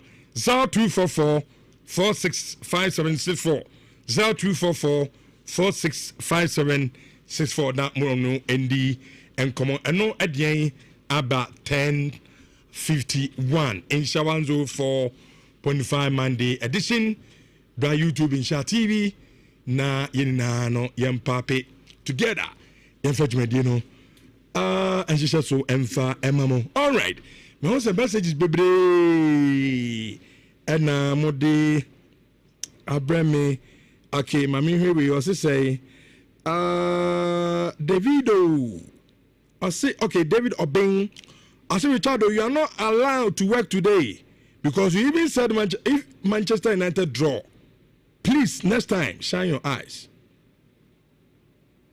Mikasa. Good morning. Good morning, boss. What do you say? What you maintain count? What's up? Good morning. What's the maker? Pachai. Okay. Oh, my Pacho, sir. I want to say. Yeah, fine. I know it. No, you are Pacho. Who rested you to see how I was today? As I was in Pacho, I don't Pacho any free. As oh, there be me a casa come home. Okay, Pacho can dear. I me come in my crowd. Bro, what's it? I mean, dear. Brazil. Papa, not to what draw Tefania. I'll Brazil back. And media home Brazil, no matter the major. That number even better started in my new room. Voice. Voice. Wow, voice. My Ascana. I reach a Fatly Obama. Fatly Obama. I will be my Esca. No, deputy. Sean, show no tea. Show no. Your editors. Then editors need no number today. We are your proper editor. Or compromising into your proper editor. And open Ayala and Macassa. And was city. Ayala say, and the show no. Apart from say be a coach be na air reaction after a game. And our player be na kabi be near Babo. Oh, show no. Say be a in house. Ubia can send you show no and you're allowed. Oh, catch it, I say, really, yes, oh, Debbie from the editor himself. Because catch it, senior editors, yes, Timmy. Majority carries the food who override his editing. And more voice now. I would move you cry, you be judgment, Mamma. Why? To the voice, my way out to. They say, tearing apart in his animal starting up. Okay, but there ain't we no. Hi. Okay, there, mami. Not your friends, ni home view. Oh, city go mo be show mo. Kofi, this season, which game I have boy me pass agim. Eh, first man. Me want you know. Because of Fugu, game we need Fugu. The room ya name ya. Fugu. Unye pe be mia. Say eh bancha. Unfa in crazy na. Na, ano apeti. Ne bagwe. Not your first game. Nye game back gra. Yes, any last season game na Nottingham Forest 1-0-3-2-2-1. No. I shouldn't die too. We've solved our problem. I shouldn't die too. For me, that's the only difference. In Kekatini, there can be a problem. Oh, which man is Mr. That's it. Mr. Mr. I can't come and see. If I job, I need him. Senior. A very zero or maybe. Somebody me to airtime they are meeting me about there. Beme na yesero. Man is my. Me can't say mo. Kofi Brady asem na. So me prediction for Sam Martin over 1.5. Yeah, ko show me simple gra. We've solved our problem. For me, that's the only difference. In Kekatini, there can be a problem. If it was Ange Postecoglou, I know. He's in for United. My problem is I shouldn't die too. Anyway, and yes, we are going to beat them. United straight win. Win. Win. Ya bod draw kra man de mama momentra. The ba mo pam mesa akoko no. Wow. Not Everest. Kofi Brady asem na.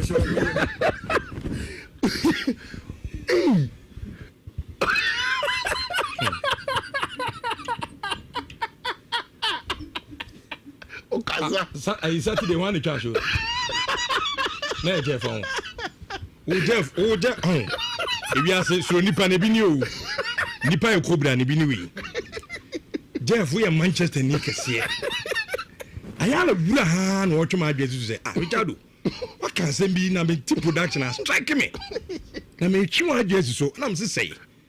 No so o can say. Some bo draw cra Monday yampam mfiri du. Yampam o sa akoko ene ma me picking na adu de ni bi. Kan ye cra. Enye ni la de na boy na. Enye ni la tai na meka. Man kan ye. It is ayima sam na kan. Hormunyi firi munyi Jeff yi honi firi. Amankofu akotwa no pay ebo. Saturday come from him dey now. You come from maybe 10 minutes asana ayala do you hweje na ne hu kra na se we yakofa ayala page o Facebook or no o ka che o do say go to one because they want your final score 2-2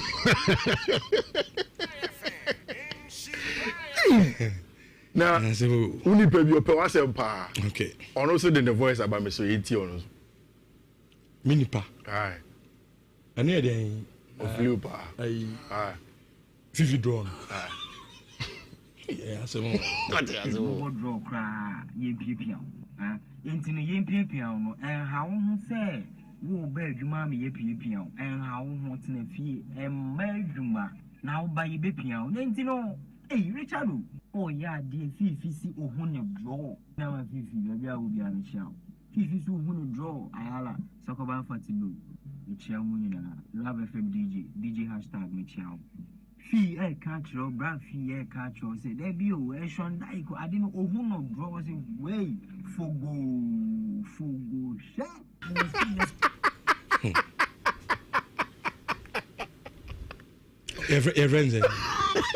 We are a hashtag. DJ hashtag ne de send you. You are going to say oh my channel no so I'm broken in them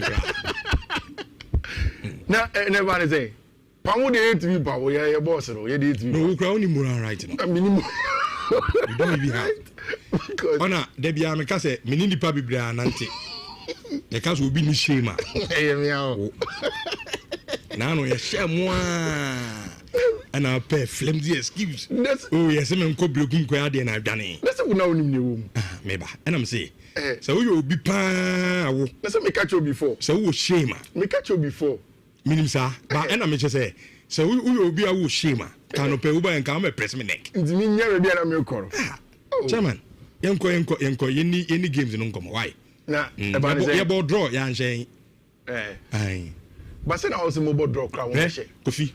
Game na ya mo tele TV achi hwe no. Sometimes a book game be say na only information. Yenim say you information. Ask me and I'll explain. That's why we've come to you. Give us the. I think I will no pen no. Be some so Richard, what happened? But what happened?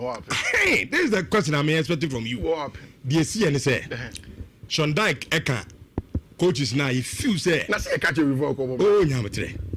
Oka on say Oko UK. Manchester United coaches be honoma.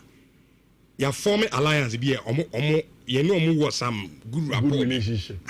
Relationship is good. Yeah. Enti se hwe no obi ho kire na. Yeah. You were where you the support no. Okay. So once you started game then you share first goal. Yeah.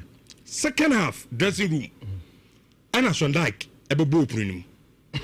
And I will be. Oh was there. It's not like say bia me dressing will be. But my so okay. I heard everything. Because me can be tell me. Okay. And no be no catch so chairman. Chale penini se cement me and che game we na man draw cra obepa me. It's okay. Anya hwia oye oka alliance. Oye your boy no. Ye timi me ensake o sa. Ntu de ye koe na ye ba second half na be shetu quick. Ye be pon a na ateka no. Se na be ya ye njew. That was what happened. Inti mo bi tina baby na Richard Obetra no was 2-2 na. That's what happened. Mama inside story. But you didn't know this before you went to play the game. Say now you say be bani say. no, that time no near me kasai. Okay. Meaning what me point. You say coaches be between one big dinkomo. Oh yeah. So then sometimes I have to It's a compromise here. Until I thought then before the game relax. Say because you made it look like you were going to beat them outright. which you started game we scored. No, but na say born your money 3 minutes. We scored the game can go. Now maybe I could game now here no. If you say near compromise ye solver. Anka sa no team we bet me say. There was no compromise. Oh come on. Oh, there was no the game no. Yeah, I watched the game. There was no compromise. How did you score your first goal?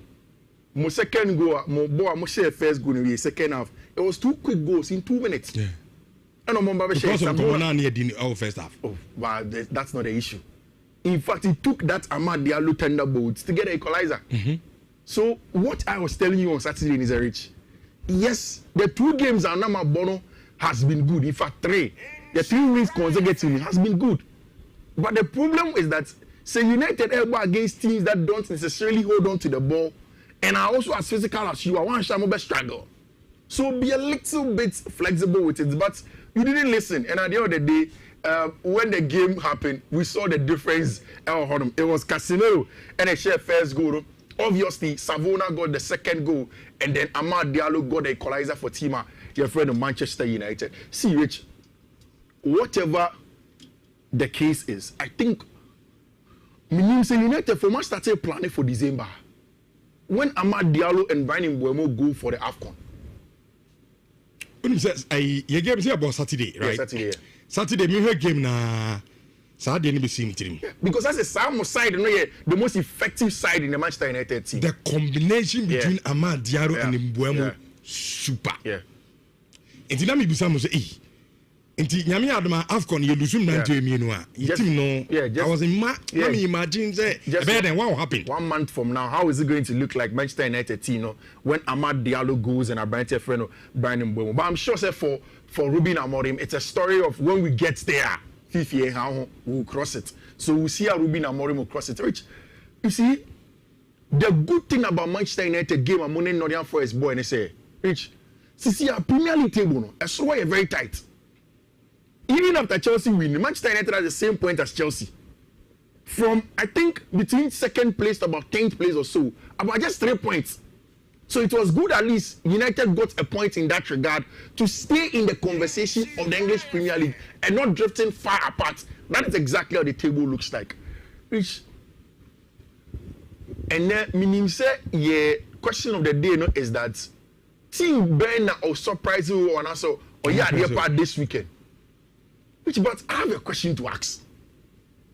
Arsenal for about 10 games. They've conceded just 3. The greatest English Premier League team that conceded the least goals in a season was a team that was coached by Jose Mourinho, had Peter Cech, Monia Diade, 15.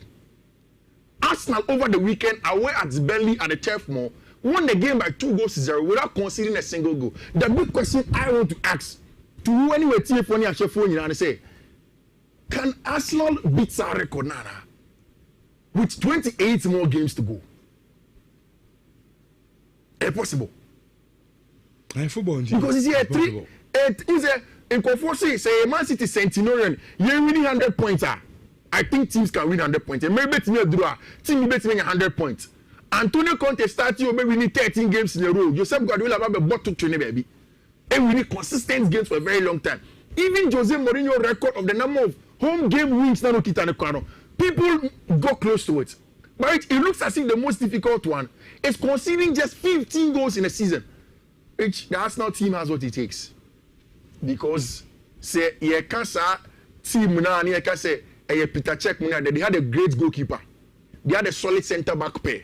No almost also a good bench in terms of a centre back. Almost solid full backs and an excellent DM. And the Arsenal team has it. Ricardo Carafiori, yes, maybe he will not be on the level of those Ashley Cole money in that team, but he's a good fullback in his own regard. The centre back pair of Gabriel Magalhaes and William Saliba is good enough to solidly steer Arsenal to that point. Of course, William Timber is solid. Then a DM in a branch of Declan Rice is excellent. What you was say? I'm just going to break your record now. I'm yet to see a message like that, but you say be probably corner and a man for the but Kofi Arsenal team go home. The promise and power. I'm set pieces. They said please no. Man corner to do. And on so gamer. Now Arsenal team in set piece. If you players and more things money because they know say after say back kicking on BB betting yes. Man fake. Arsenal team is very, very strong. Yeah, very strong. There were times Arsenal team with or without the ball, very strong. Yeah. They are not free flowing. English Premier League. Erling Haaland has 13 goals. Arsenal doesn't have a player that has scored that many goals this season. But then they have a solid defense, and also as a team that is scoring across. Arsenal beat Match 1 Eddie Sobeshano 2 seasons ago. Arsenal team 1 away at Fulham, not a draw. And I was telling you the last time, some teams now this season Arsenal in Abashan, London derbies now. Arsenal dropped 10 points against them last season. So for them to recover those 10 points and even be a step higher tells you how good of a side this team is. I've said it several times. It's a complete team from the defense to attack. The only thing I keep on asking myself and a lot of people is that can this Arsenal team undo the record of 15 goals scored in a season? I never copy. Human John, I say it's possible. Simple crap. Okay. AJ Ministries 1. I say Arsenal can do that. They can break the record. Yeah. Prince Aqua. I say no. Arsenal can break Chelsea's record. Steven Yako. I say Arsenal can break that record. Okay, and a host of others. Declan Rice added a new two. I say we have got 2 centre halves and 2 fullbacks who live and breathe defending. 2 centre backs, 2 fullbacks who live and breathe defending. On Saturday, I say, the 2 centre backs in Bakufima, Rich, Piero and Capie doesn't even play consistently. In fact, over the weekend, I think he played. Christian Mosquera, the times he has come, we've seen that he's solid. So it's a good team. And David Raya has been also very, very good. Of course, complement also the team now. Now, Joseph Guardiola say hopefully Arsenal can concede 1 goal a day, right? When asking about the defensive solidity of Arsenal team and Arsenal set piece goals. Since Mikel Arteta took over 2019-2020, 6 set piece goals per share. In 2020-2021, almost 10. The season after that, it's almost doubled, 18. They maintained it in the 22-23 season, 18. In the 23-24 season, 23. 24-25 season, 25. This season, about 10 games, we had 13 set piece goals. Yeah. The last time I catch up, before this weekend, it was 11. Chelsea and then achieved with 9. And it tells you how much of a solid team Arsenal are all round. Set pieces, defending, what have you, they get a job done. Which, this weekend, did the argument come up again?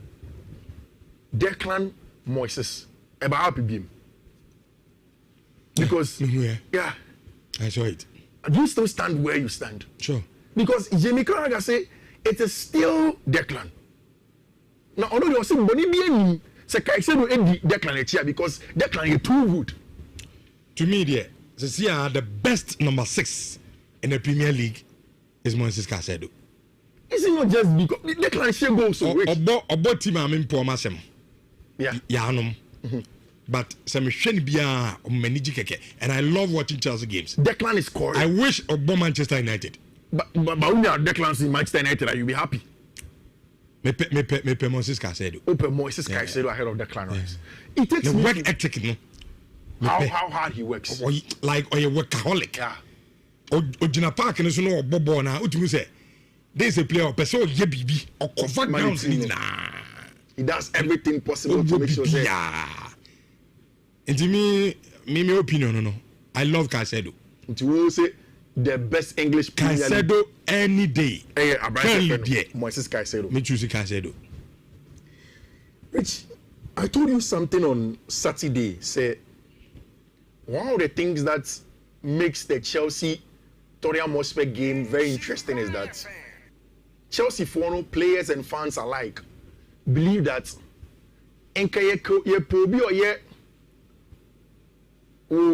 obi oye we Siberia Tottenham Hotspur. And team at Chelsea are sharing Tottenham Hotspur. But I told you that the reason why I was a little bit coy of sticking my neck out for the game was 1, Thomas Frank, and 2, the fact that this is a newly Tottenham Hotspur side. And I remember I was very clear and emphatic with you, with Thomas Frank, it's not just because coach Awaya from Brentford. I told you that when it comes to tactics, I think Maresca is better in terms of mapping up a strategy against the other person. But the only reason I'm worried, and I was worried about Tottenham Hotspur, was the threat of Thomas Frank from set plays because exceptional. Arsenal as in 2019 whatever season. Before Arsenal became Arsenal, there was Brentford. And it was the job of current Chelsea set piece coach and the current Tottenham Hotspur coach, Thomas Frank and Bernardo Cueva. So they know how to do that job. And this is a set Chelsea team that had considered consistently in about 2 or 3 times from set plays. So obviously, in my mind, I say, can Chelsea really map up a strategy to let Tottenham Hotspur, especially in the weekend prior to that? No matter 2 set piece goals from Manchester friend Mickey Van der Ven. So Van der Ven is scoring from set plays. Well, 2 just the weekend before, and then he's coming playing this one against a team that concedes lots of the times from set plays. Can that happen? Can Chelsea prevent Tottenham Hotspur from scoring them for set plays? And Enzo Maresca had a plan, and I think I was very, very proud on the day. Chelsea after that game, are unbeaten in their last 9 Premier League games against Tottenham Hotspur. When first scoring first, anytime at Chelsea be Shebiano, the team friend Tottenham Hotspur. Which, when the game started, I saw something. Both managers decided to go man for man. On Saturday, I remember the conversation was that an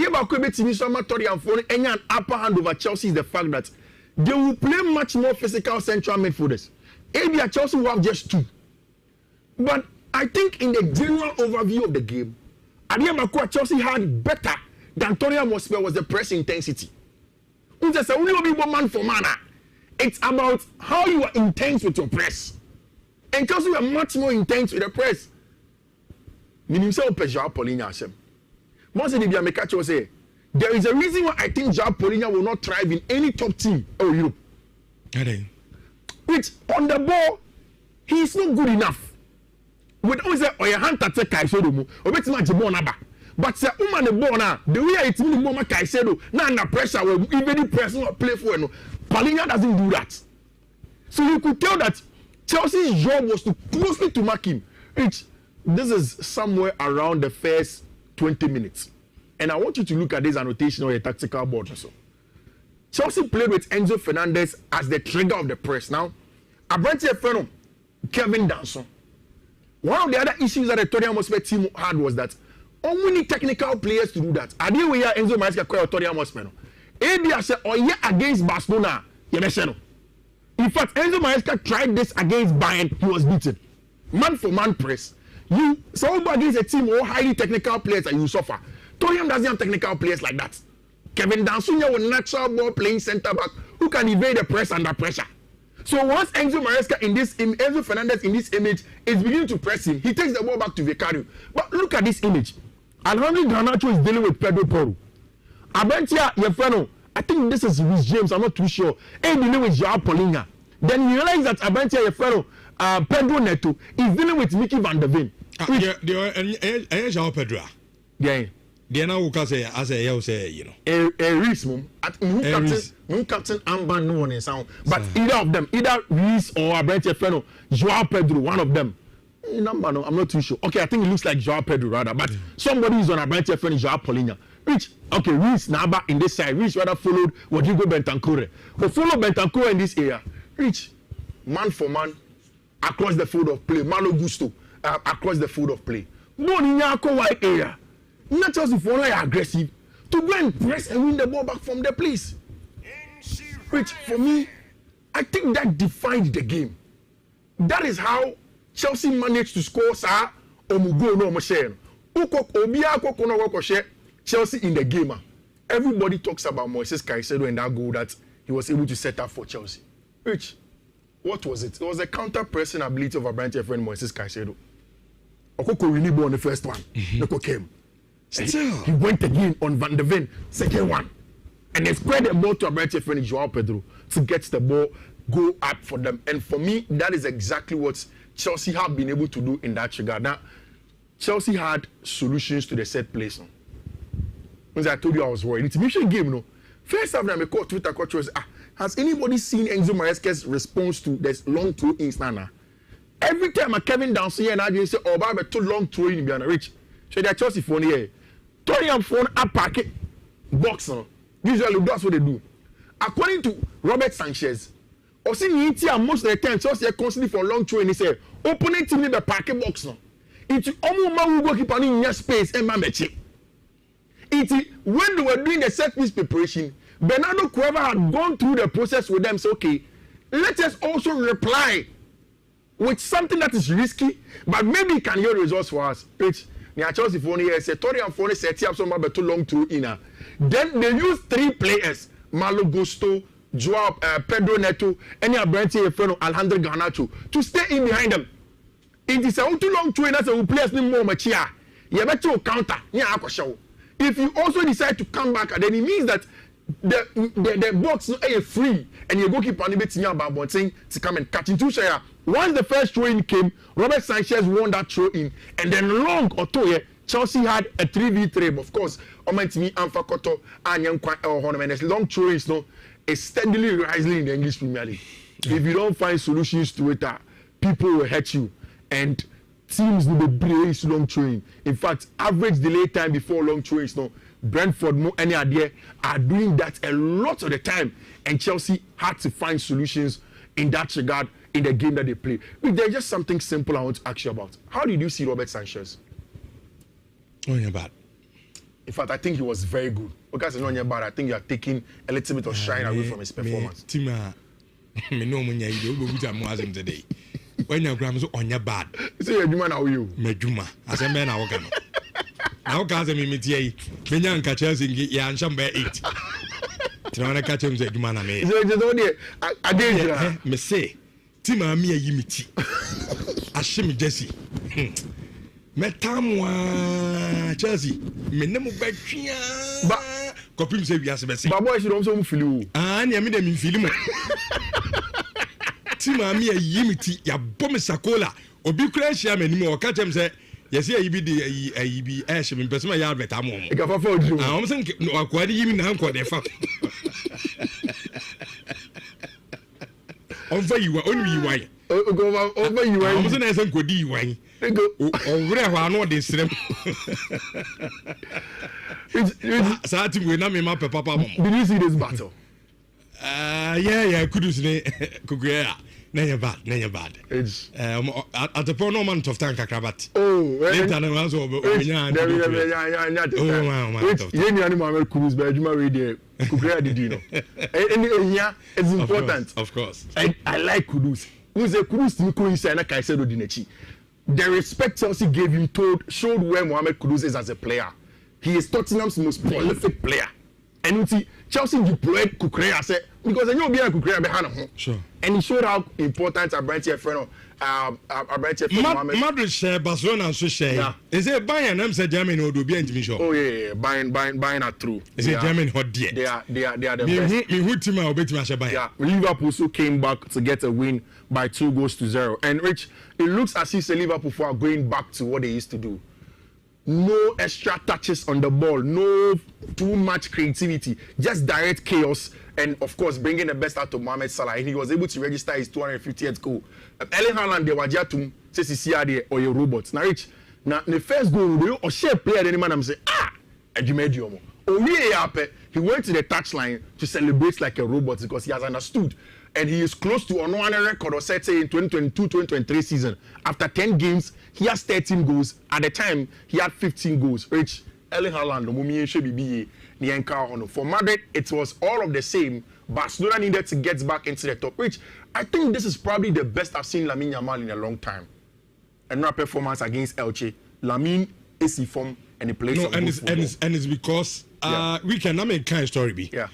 I must say Abrante na Nkasa Jia to me say Obafom. Yeah. As an answer, or the name be Diago say a man for Unimbo Nimbono, a head dignity. And they say on one Nkasa set up training at the Diamond after training on 1 year. Yes. Omo Abrante and say it's also Abrante also a focus. Oh, okay. And that is good. Very, very focused. That is good. And the boss are your mutu nevi no one cross extra. At the count. Okay. And to me, I am one with the ball now. Rich, and congratulations to our branch friend Marcus Rashford. Sure. I mean, fantastic. Yeah, he's playing well at Barcelona. And on a night where Barca needed their big boys, Marcus, as it stands now, if things keep on going how it's going, I'm sure Barca be Pisca and they keep your branch. And of course, also to Femi Lopez now, this week Champions League will come back. Yebedi sound coming in I would do so Fifi Manfred. You be bed Friday, Saturday, Sunday. Oh, sir.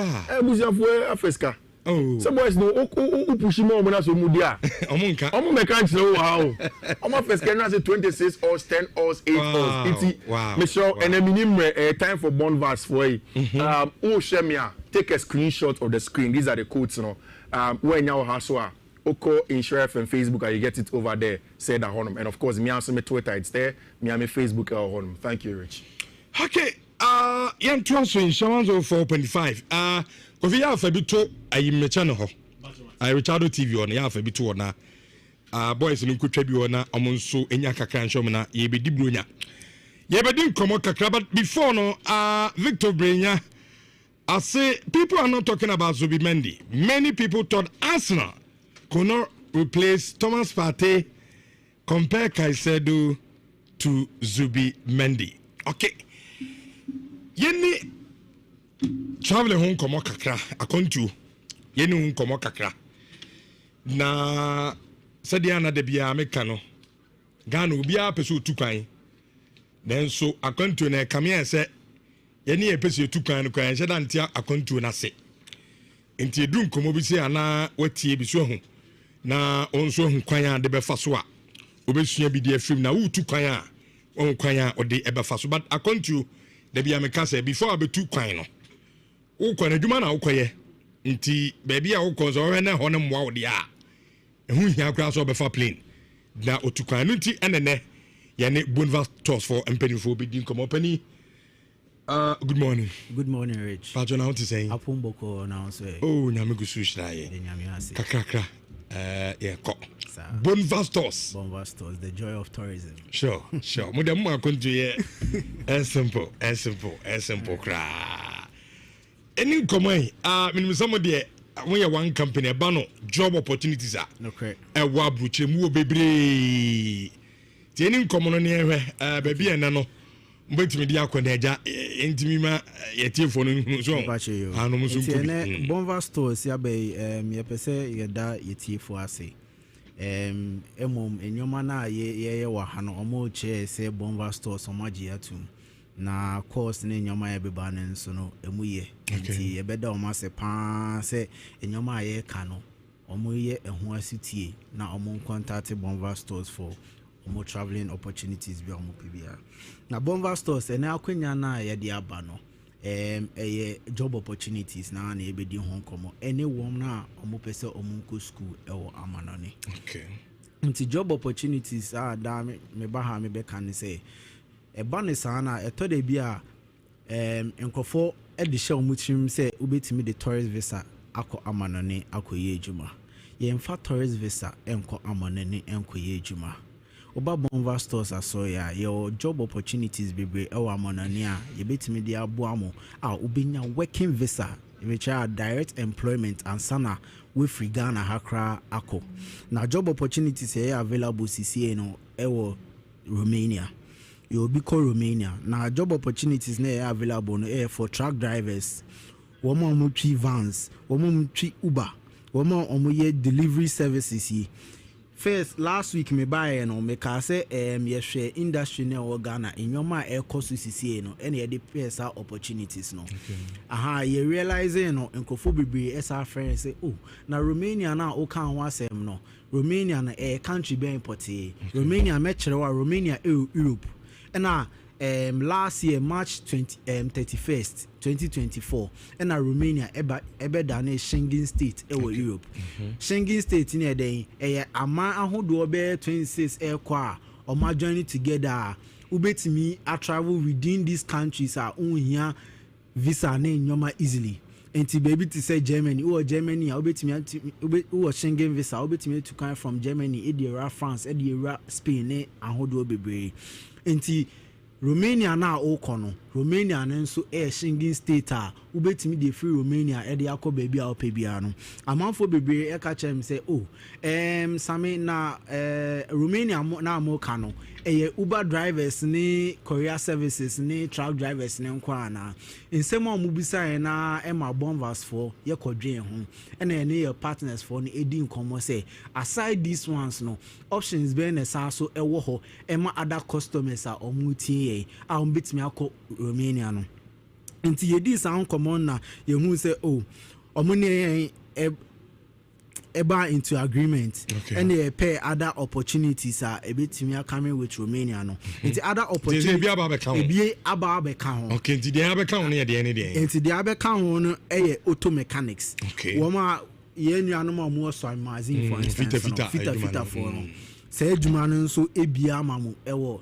Romania and na woma me electricians woma me machine operators to say forklift for excavators na nyoma no Ghana yesi galamsey nye ba o wako sides bi na o se o kotu galamsey sa expertise na o de ye excavator ho adwuma no sa expertise no nkofo ehia ewo Romania a obetimi de enye ska bebre nso asa aka ho ena yesa so woma almost any expertise bebre skills bebre but you will adwuma to say warehouse handlers obetimi warehouse for any factory for any with packaging ni labeling ni enyoma bebre sa enyuma ni na ebie ama enkofo Romania. Oh, that's nice.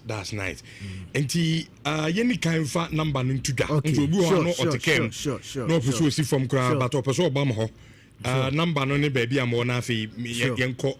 Your number ni is 053 053 108 52 35 053 108 52 35 na Bonva Stores ya so ewo eja Victory Baptist Church any Odotobri Bank ne di enimhwe nti udru Odotobri Bank na ne chipen abonsana ewo Odotobri Bank echi no eho na Bonva Stores yewo ti etiefo afa na odo afide na to any Bonva Stores na edi nkomo aya control nkomo na yedi na utie se de na opani ne kana obu a bi apeso kostu obi nso opeso okoye adwuma ene de Romania de no ade ato na matese se mo free application bia mo be for students am person ko UK and so nchemu ni say the students am person omun kosua de e UK for instance no ye be free application slot ama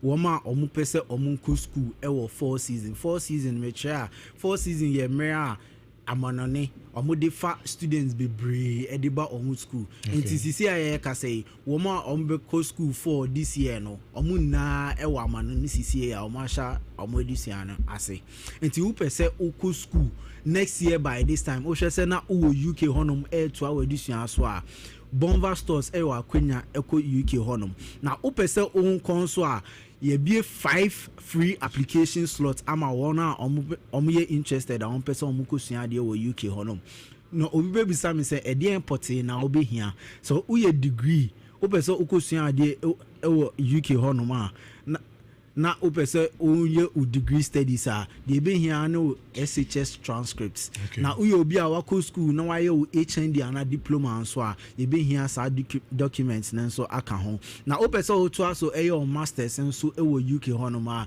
de be hia ne o degree and o transcript a o di nya from school honum de aka ne any other information related bia o free Bonva stores a ye de o be fa process nim na ya chew de e be hia ne nyoma here ebetimi dey application amount. The application dey free. Wow, free that's nice. Ti mesamo person ne Bonvas edin command number no 053 108 5235. Na wa friend na onomo edi eyenkomo but na kan be busa me third question obi busa question bi wa na sure.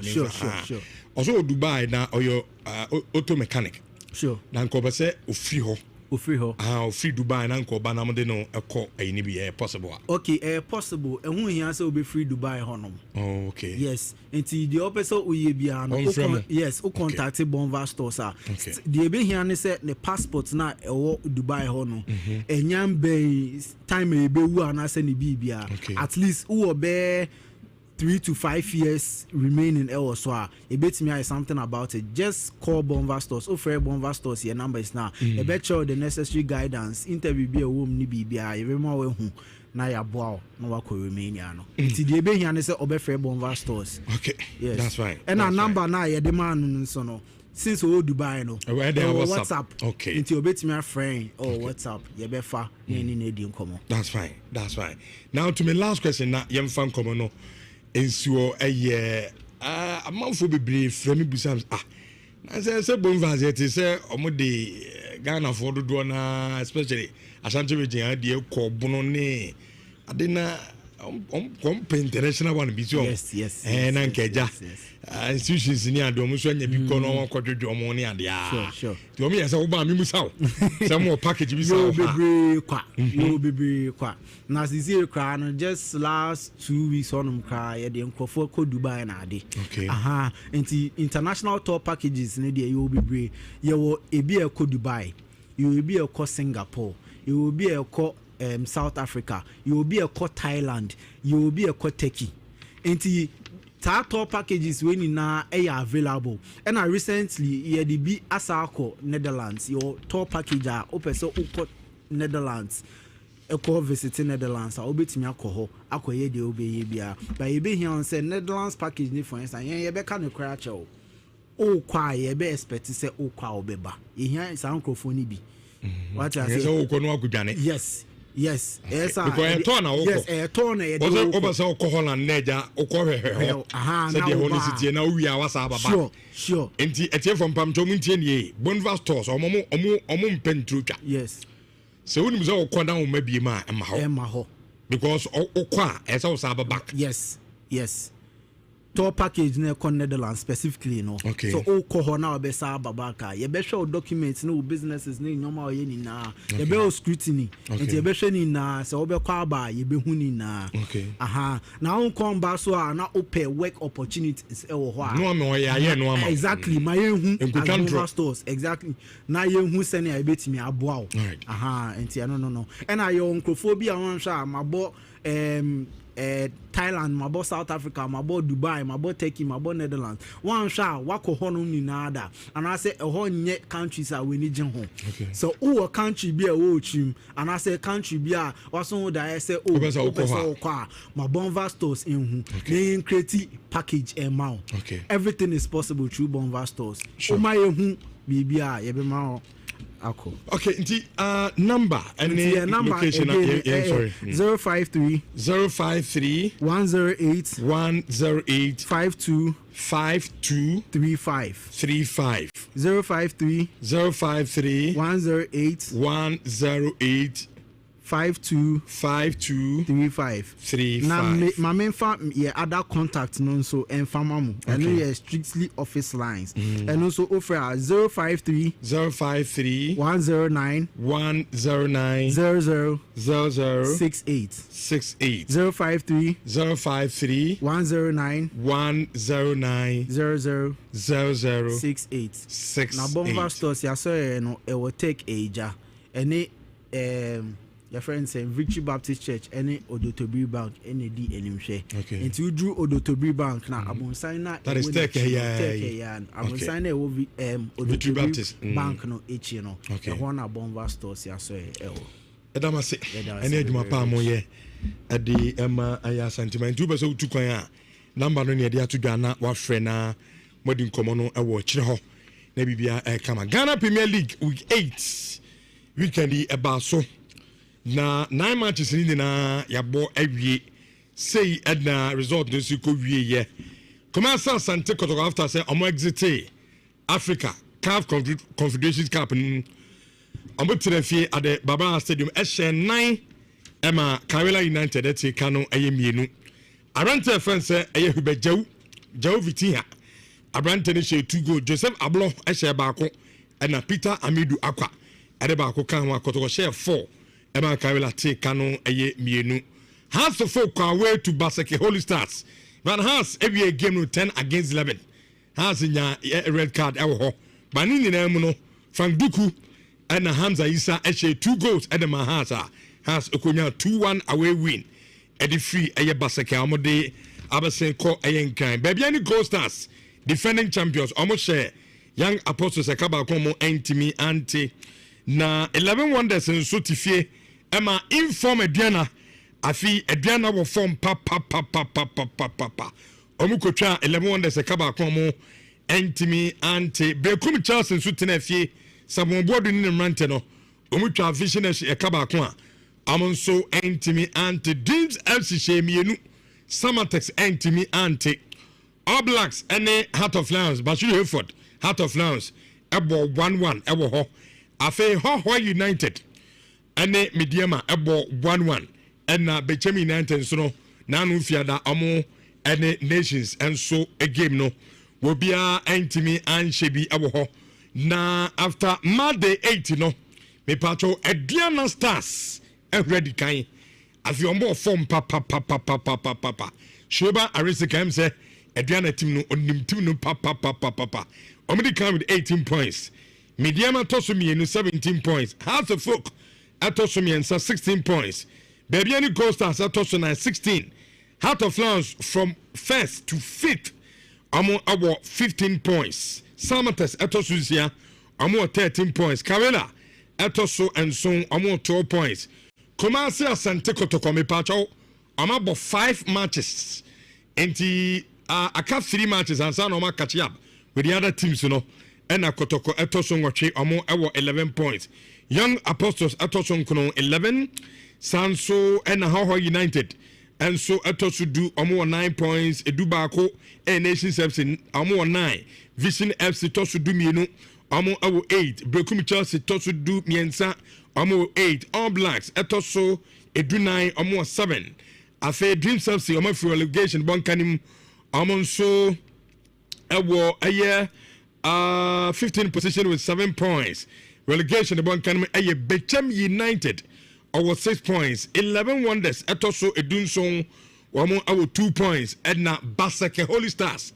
languishing at the bottom after Monday 8 you know amo ene twato okra amo our 2 points amo edna awe our table no enso so na enra game toja our Kumasi Baba Yara Sports Stadium no coach okasadema Kumasi Sanokoya assistant coach Prince Usu na after the game no I say a massive win over Karela no. Yeah, I think it didn't go well for us in Morocco. And to look at the talent that we have, I think in Ghana here, we can do something. And we have to prove it out to the supporters that we can play at this level. And today, the boys did the job, and they did it very, very well. Of course. And the goals that you scored, I mean, all the 4 goals were very good goals. I mean, is this something that you've been practicing in training for some time? Long-range efforts? I think this week we changed our style of coaching. When we go, we just do the warm-up, and then we come straight right to finishing. And the goals they score, they've been doing it. The header, all those things. Okay, and the assistant coach Edema Kumase Asante Kotoko Prince Owusu and Adesan Komi at the 2 Ghana. I'll say after some exit Africa no, Omu say yes, Africa no the Omo film. But so we could go team now. I mean talent the team the nyasam good gra. And the Ghana had there Omu fi so beti IBB. Omo catch them ranten na ranten so no edna obia oba e Kumase baba stadium bia. And we say yes, Kotoko Abia Africa na ankoye. Na so league ni do more quality pa. I'm going to say 9 Emma Kawela ete ekano enso eye mienu Nuruddin Amadou ena ekuta eye Kawela obeje 9 ono so cheche reason amano ankoye amomo. Yeah, that's very right. Even I asked why it was. We started very slowly. What the problem was, frankly, because I wasn't around for 1 or 2 reasons. But we started very slowly, and then we conceded quick goals, which were very unpardonable. And so we cannot adapt quickly to Kotoko's tactical game. And so I think that congrats to Kotoko, they were better side, but we need to work hard. Yes. Okay, enti eno aye Nuruddin Amadou on the Kawela ba e Kumase obaje 4 no. Na ose almost started game ni kura. In fact, almost started very very very slow. Now also almost started game na only bench. Sa be no ya de bi. And oba no hu say team no niema enko yekura and omo consider tentem so quick goals. Omo ni ba omo so na say Kotoko wie eye adwumanenti. I mean Kotoko deserve say omo ehye eye for into congratulations to eye Kumase Asante Kotoko no eye Nuruddin Amadou nsema or the 2 eye edwano and so no enti ahon sam no Ghana Premier League week 8 and na edon sam de amankovi yeah is that edwana ayas good to omo ready every kind we can omo call Legon Stadium one of no question 1-0 okay Jumana, it looks as if whether home or away they're doing a good job. I don't think it's just the job of Shuba Aristic, and of course he's the coach, he deserves a lot of the credit, but which I think that the general management of Ediana has been good. The general management of the club has been good, and the last enemy Musio Atabuku, who was saying something about the fact that Omoko away from home Krampuna, they go with supporters. Things Omokabibu or Bonomo as Tiama Uniamra. Say Koko is a Kotoko for yeah, that's something that they are doing over there now. I think it's open. So it's away not even at least 300. I think he mentioned 300. It's away from home. It helps, and I think that they are doing a very very good job in that regard. Say, to us right now, winning the Ghana Premier League for almost any team at all, no any problems are. Especially a club with the pedigree and the history of Ediana, it won't be a problem. The problem will be how Adriana will back up the winner of the Ghana Premier League with going to Africa and being successful there. So with that brain behind it, the fact that he is a seasoned broadcaster, I would say born as for a very long time, if he can use that experience to get a team to, do the recruitment and manage things well, Senebeya, is successful on the African continent, I think Senebeya very exciting. With respect to what Ediana will be able to do on the African continent. That is good. Bechema Saki coach finally. I think we all expected it. Say Bechema Momo coach ako. Still, Uko Bechema. There's a Kasim Mingo. Obeba. Which means some relationships are just fitting. I go say Jose Mourinho ni Chelsea. And Shoba Aristic and Ediana. Obefe Ediana bia. It works for him. Also on Ediana Bono. Yeah. BBT. It's okay. See so Kasim Mingle has come back to Bechim United again. Were you surprised that Karela lost 4 goals to 1? And I got to 4-2. And I got to Abrero. Sure. Numbers on my statement. After that huge defeat, no. But this is the Karela side of Kwawea. Yen Sheni 2 crowd. What should I won? So I can say the assembly make catch say when he goes away from home, Nuruddin Amadou prioritizes solidity. Into Ojai ball is okay, you're very solid, you're compact, near boy ball. It did not happen today. In fact, first half 3 goals to 1. 3-1 total drubbing of Nurudeen Amadou. I like the fact that after the game he has accepted that Kotoko were just better on the day than them. Ubejewu goal no was nice. Yeah. And it was 2. First one was a solid boot. First one in the box, the second one outside of the box. All very brilliant goals. 2 solid goals there. It's only BB.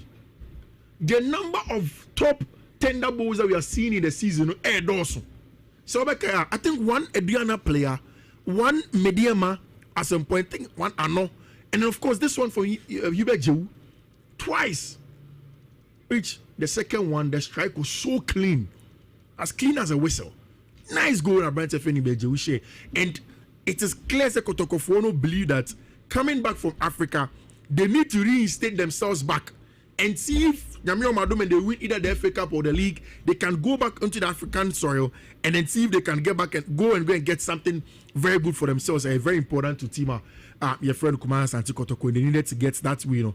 I mean, no other side than Karela or defense. No, usually a very, very resolute and very difficult for you to do it. No, Kotokofono, Ayajuma, come. You asked what team for say throughout the weekend. Team made a surprise. Yeah. This weekend? Yeah. Mine is in the Ghana Premier League. Oh, team made a surprise. Samu. Europe na say games na I want the down. Because for instance, say Chelsea coach Tottenham in news. Or Chelsea there. On my boogie side. Manchester. Internet be so field because me dey no fie. I think me no I drink. You see House of Folk results. Basket. Yeah. And baby, I'm no by doing House said the red card. Yeah. And you game and a straight casting stone. These are House of Folk that we have seen that have been struggling to score. Look, I say 2, and I want to say 2. Say 2.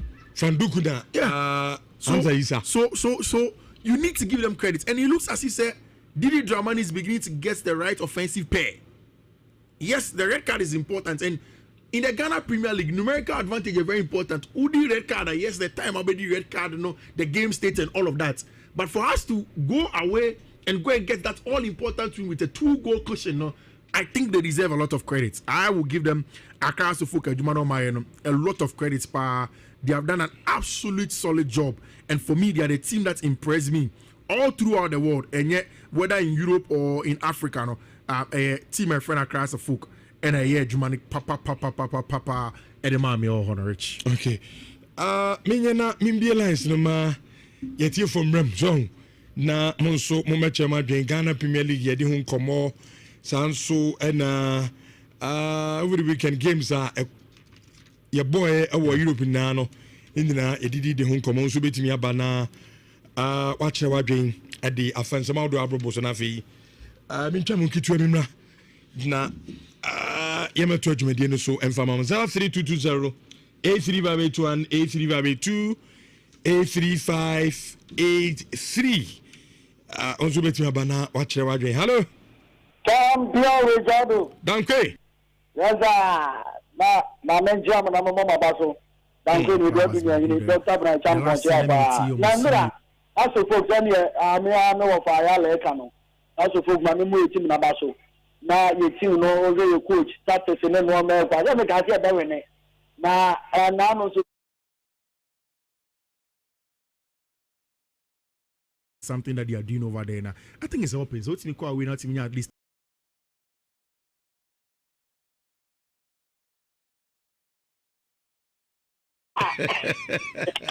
Now say okay nyame adoma the next channel classical house of Gnia Sante Koro no so no mean say if you chine kwani e bedu nkomo. Hello Yaro. Yes sir. Good afternoon. Yes sir, good morning. Morning Bachado. Chama be ni ana. Jaro. Meet you. Jaro morning e ma pamu yama. Na o ba ba ka kan ye. Ye na woka. Isa na share Sunday esi. Kami bu aboni bi aka esi. Ye won e be say. O be tuma share ake. Ene na ya. So no ne ye dia.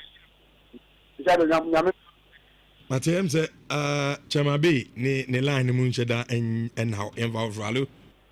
Pastor, good morning. Yes, sir. Pastor, friend, I am Pastor the team. Okay. Pastor, Damas, last year, and Kupun Shad, Yamama Pamoye. Now, a very book of the Kwabaso, for 2 hours enough form. If you're like a cow, Union Oba, there be a house for Bob Yarm. I have been to Motokudian, and I can't yarm the other Muslim from Kayarum. Now, what do you wait? You said back to back was being pretty much over. If you are and you will be now. Okay, and so yeah, that's it. Hello? Hello? Yes, sir. Yes, sir. Champion Richard. Robert. Robert, could you brother? Hey, do I know? I told you to get out of wait. Nah, I'm both the son away. Oh, I'm both the way. No way, now, I feel that as an idea about so I know this out. I don't get your job. You get them so. Oh, man, I have trouble. And the open is let me try you both. Let me tell you, Minister. Now, the dad is your wife. Even as for Kuabua, Baba. Major, I like to say, Kutunu. Aha. All right. We got girls that try to cook. You got to move, Padu. Well, I have to cook boss now, born on Palana. And the Papa Ponce, the morning. Yes, but you know, after 3 years in 1 man, which means anyone of them. But I know, a journalist, or say, only year, you know, into question Adama. Or should I say, a man has to cook to me, Amadama. Find it, because it's one brain. That's it, yeah, follow from Hello? Bra Ebony. Champion man Richardo. DL. That's the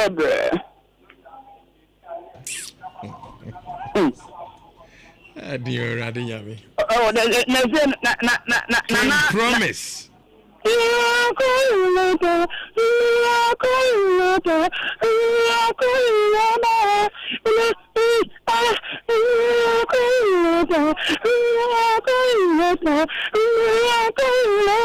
It's about my family and I'm from my wallet. My floor, 31st December.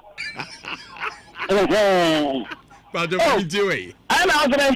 Oh, yeah, no, they. Vivian, we just I was here for a picky. So they did a packet. But I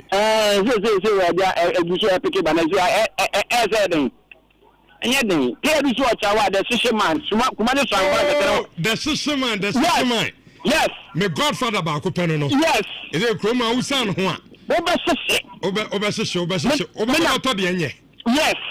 And the brain so gas and Papa, but you come out of the and one will be a coto. Yes, oh, Commander Swan, the police station, and a man pointing, that's what gas police station, I was to and that's the Dracula, and one would be one way. Widow. Women can send the Baba Bassa, but Sansa, oh, yeah, and Monsieur Bribiania, a Lama de Fortia, and send an intimation and Yahua. If you like me, I'm a safety for more, and that's a Ganalami, I'm a messer. Sabe education we see to that Chicago will be Bafa size over 18 years. I'm not going to now go over 37, 38, 40, 45 for now. Oh, almost 2 weeks, and then I am 2 weeks, what you cry and fast. So, and I kitchen will be went on the Otisana goes near the Afro, the better and the more than I tell what you will be Salaman now, what may move up. And then I will tell you, so that's a pre-mean to the Dua, which was a time that we will go to look at the regiment as Yajima. I'm almost doing so, and we tell you my enemy comes so, is really more than a from. Now I come on for you, Abba. Asimo, young found Frey. Hello, Richard. Yes, sir. But you need Joe, you don't do an walk of me. Hey, I know the Yanam Tree. Now I pray, I almost on it, I almost on it. Almost 11. But I got for now, making phone the father. Last in other goose. And the Sunday, another more because I make sure Mugi Mamma boy and no man committee that me, yeah, but dress taco share. That's a protocol for the more Sunday, dear. I cook on count. Why? I'm check here. Do good, Mr. Waka. Do yeah, dear, my mania. If I can say, care do me that. Okay, Yamishano. Last caller na yemfentwe homra. Hello. Sorry. Hello. Hello. Hey, ta first here na.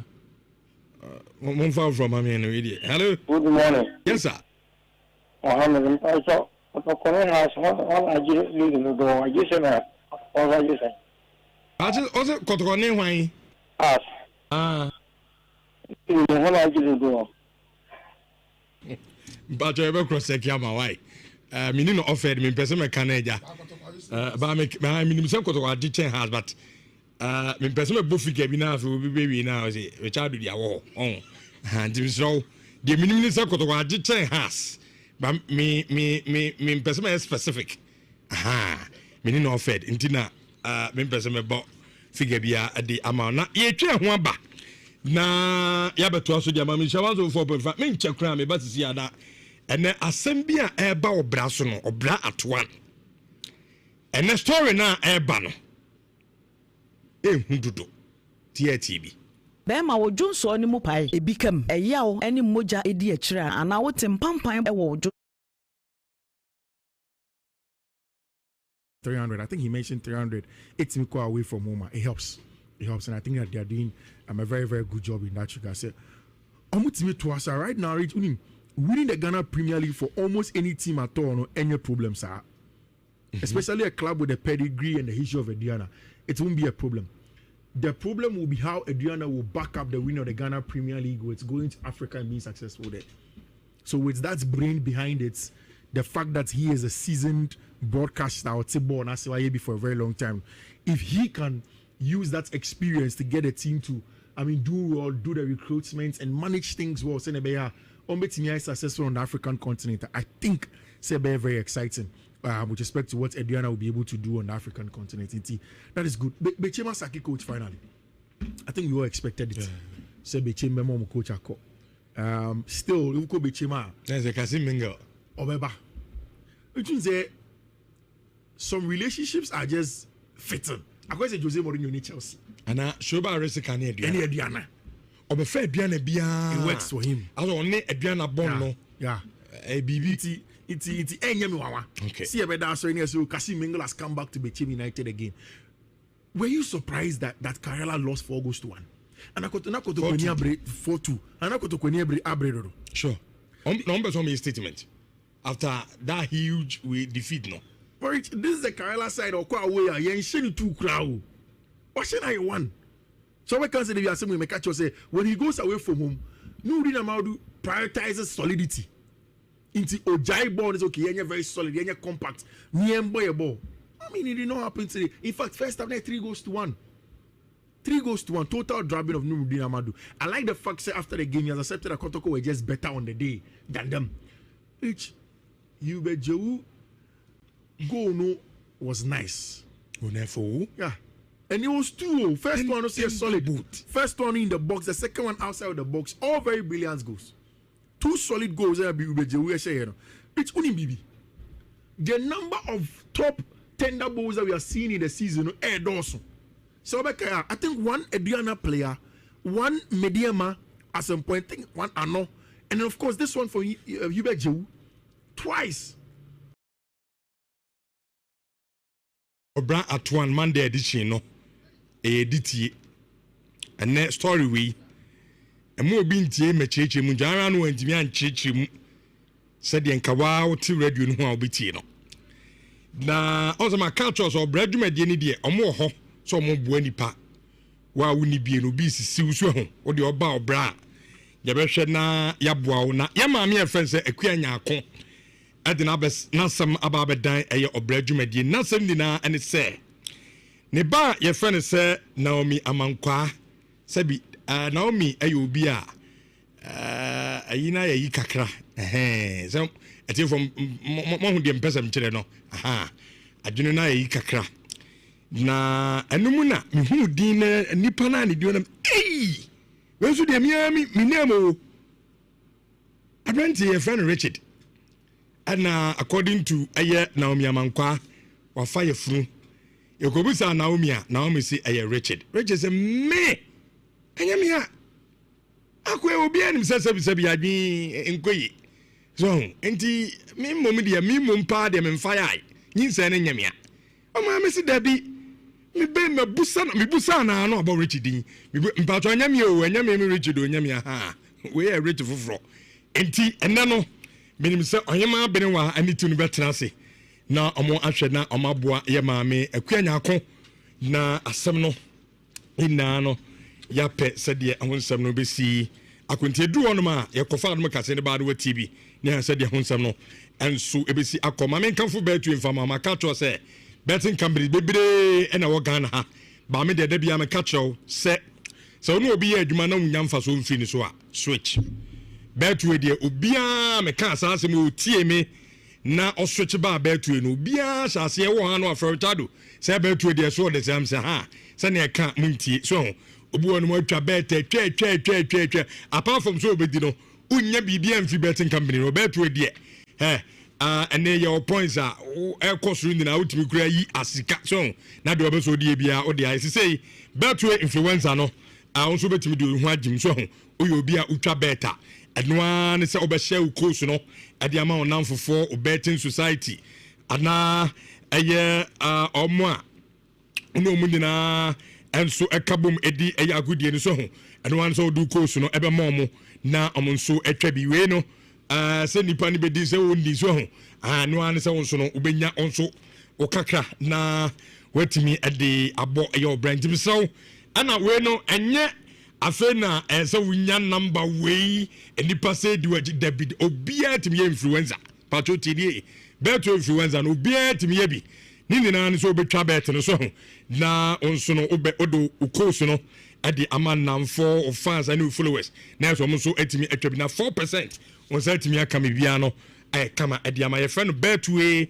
bet influencer enti fa hujim na bibia nya kama na mo mesraw bet no utwa se de adi kan no and they being regulated by Gaming Commission utwa now de sabi adwene ade ato ho nkofa school fees enkutwa bet odan ka aso sika odi kotu adan ne ka no emfa nkutwa bet asi edi wu a ufie wura obeba na anyema no gufamo obeda abonten ahandi ya na sabi odi adwene de ato na watwa ma bibia no aye kama pa betu ana get way more anopay amene afofo pika wona amo ebo ame de Monday edition of Nhyira digital passport so no ebrematiefo de masia adom kase na eto aso ye ba ya se de medical kano na obra atoan dwumade no ato aso edi amam Richard nie yakra mu nyina won so a esan bi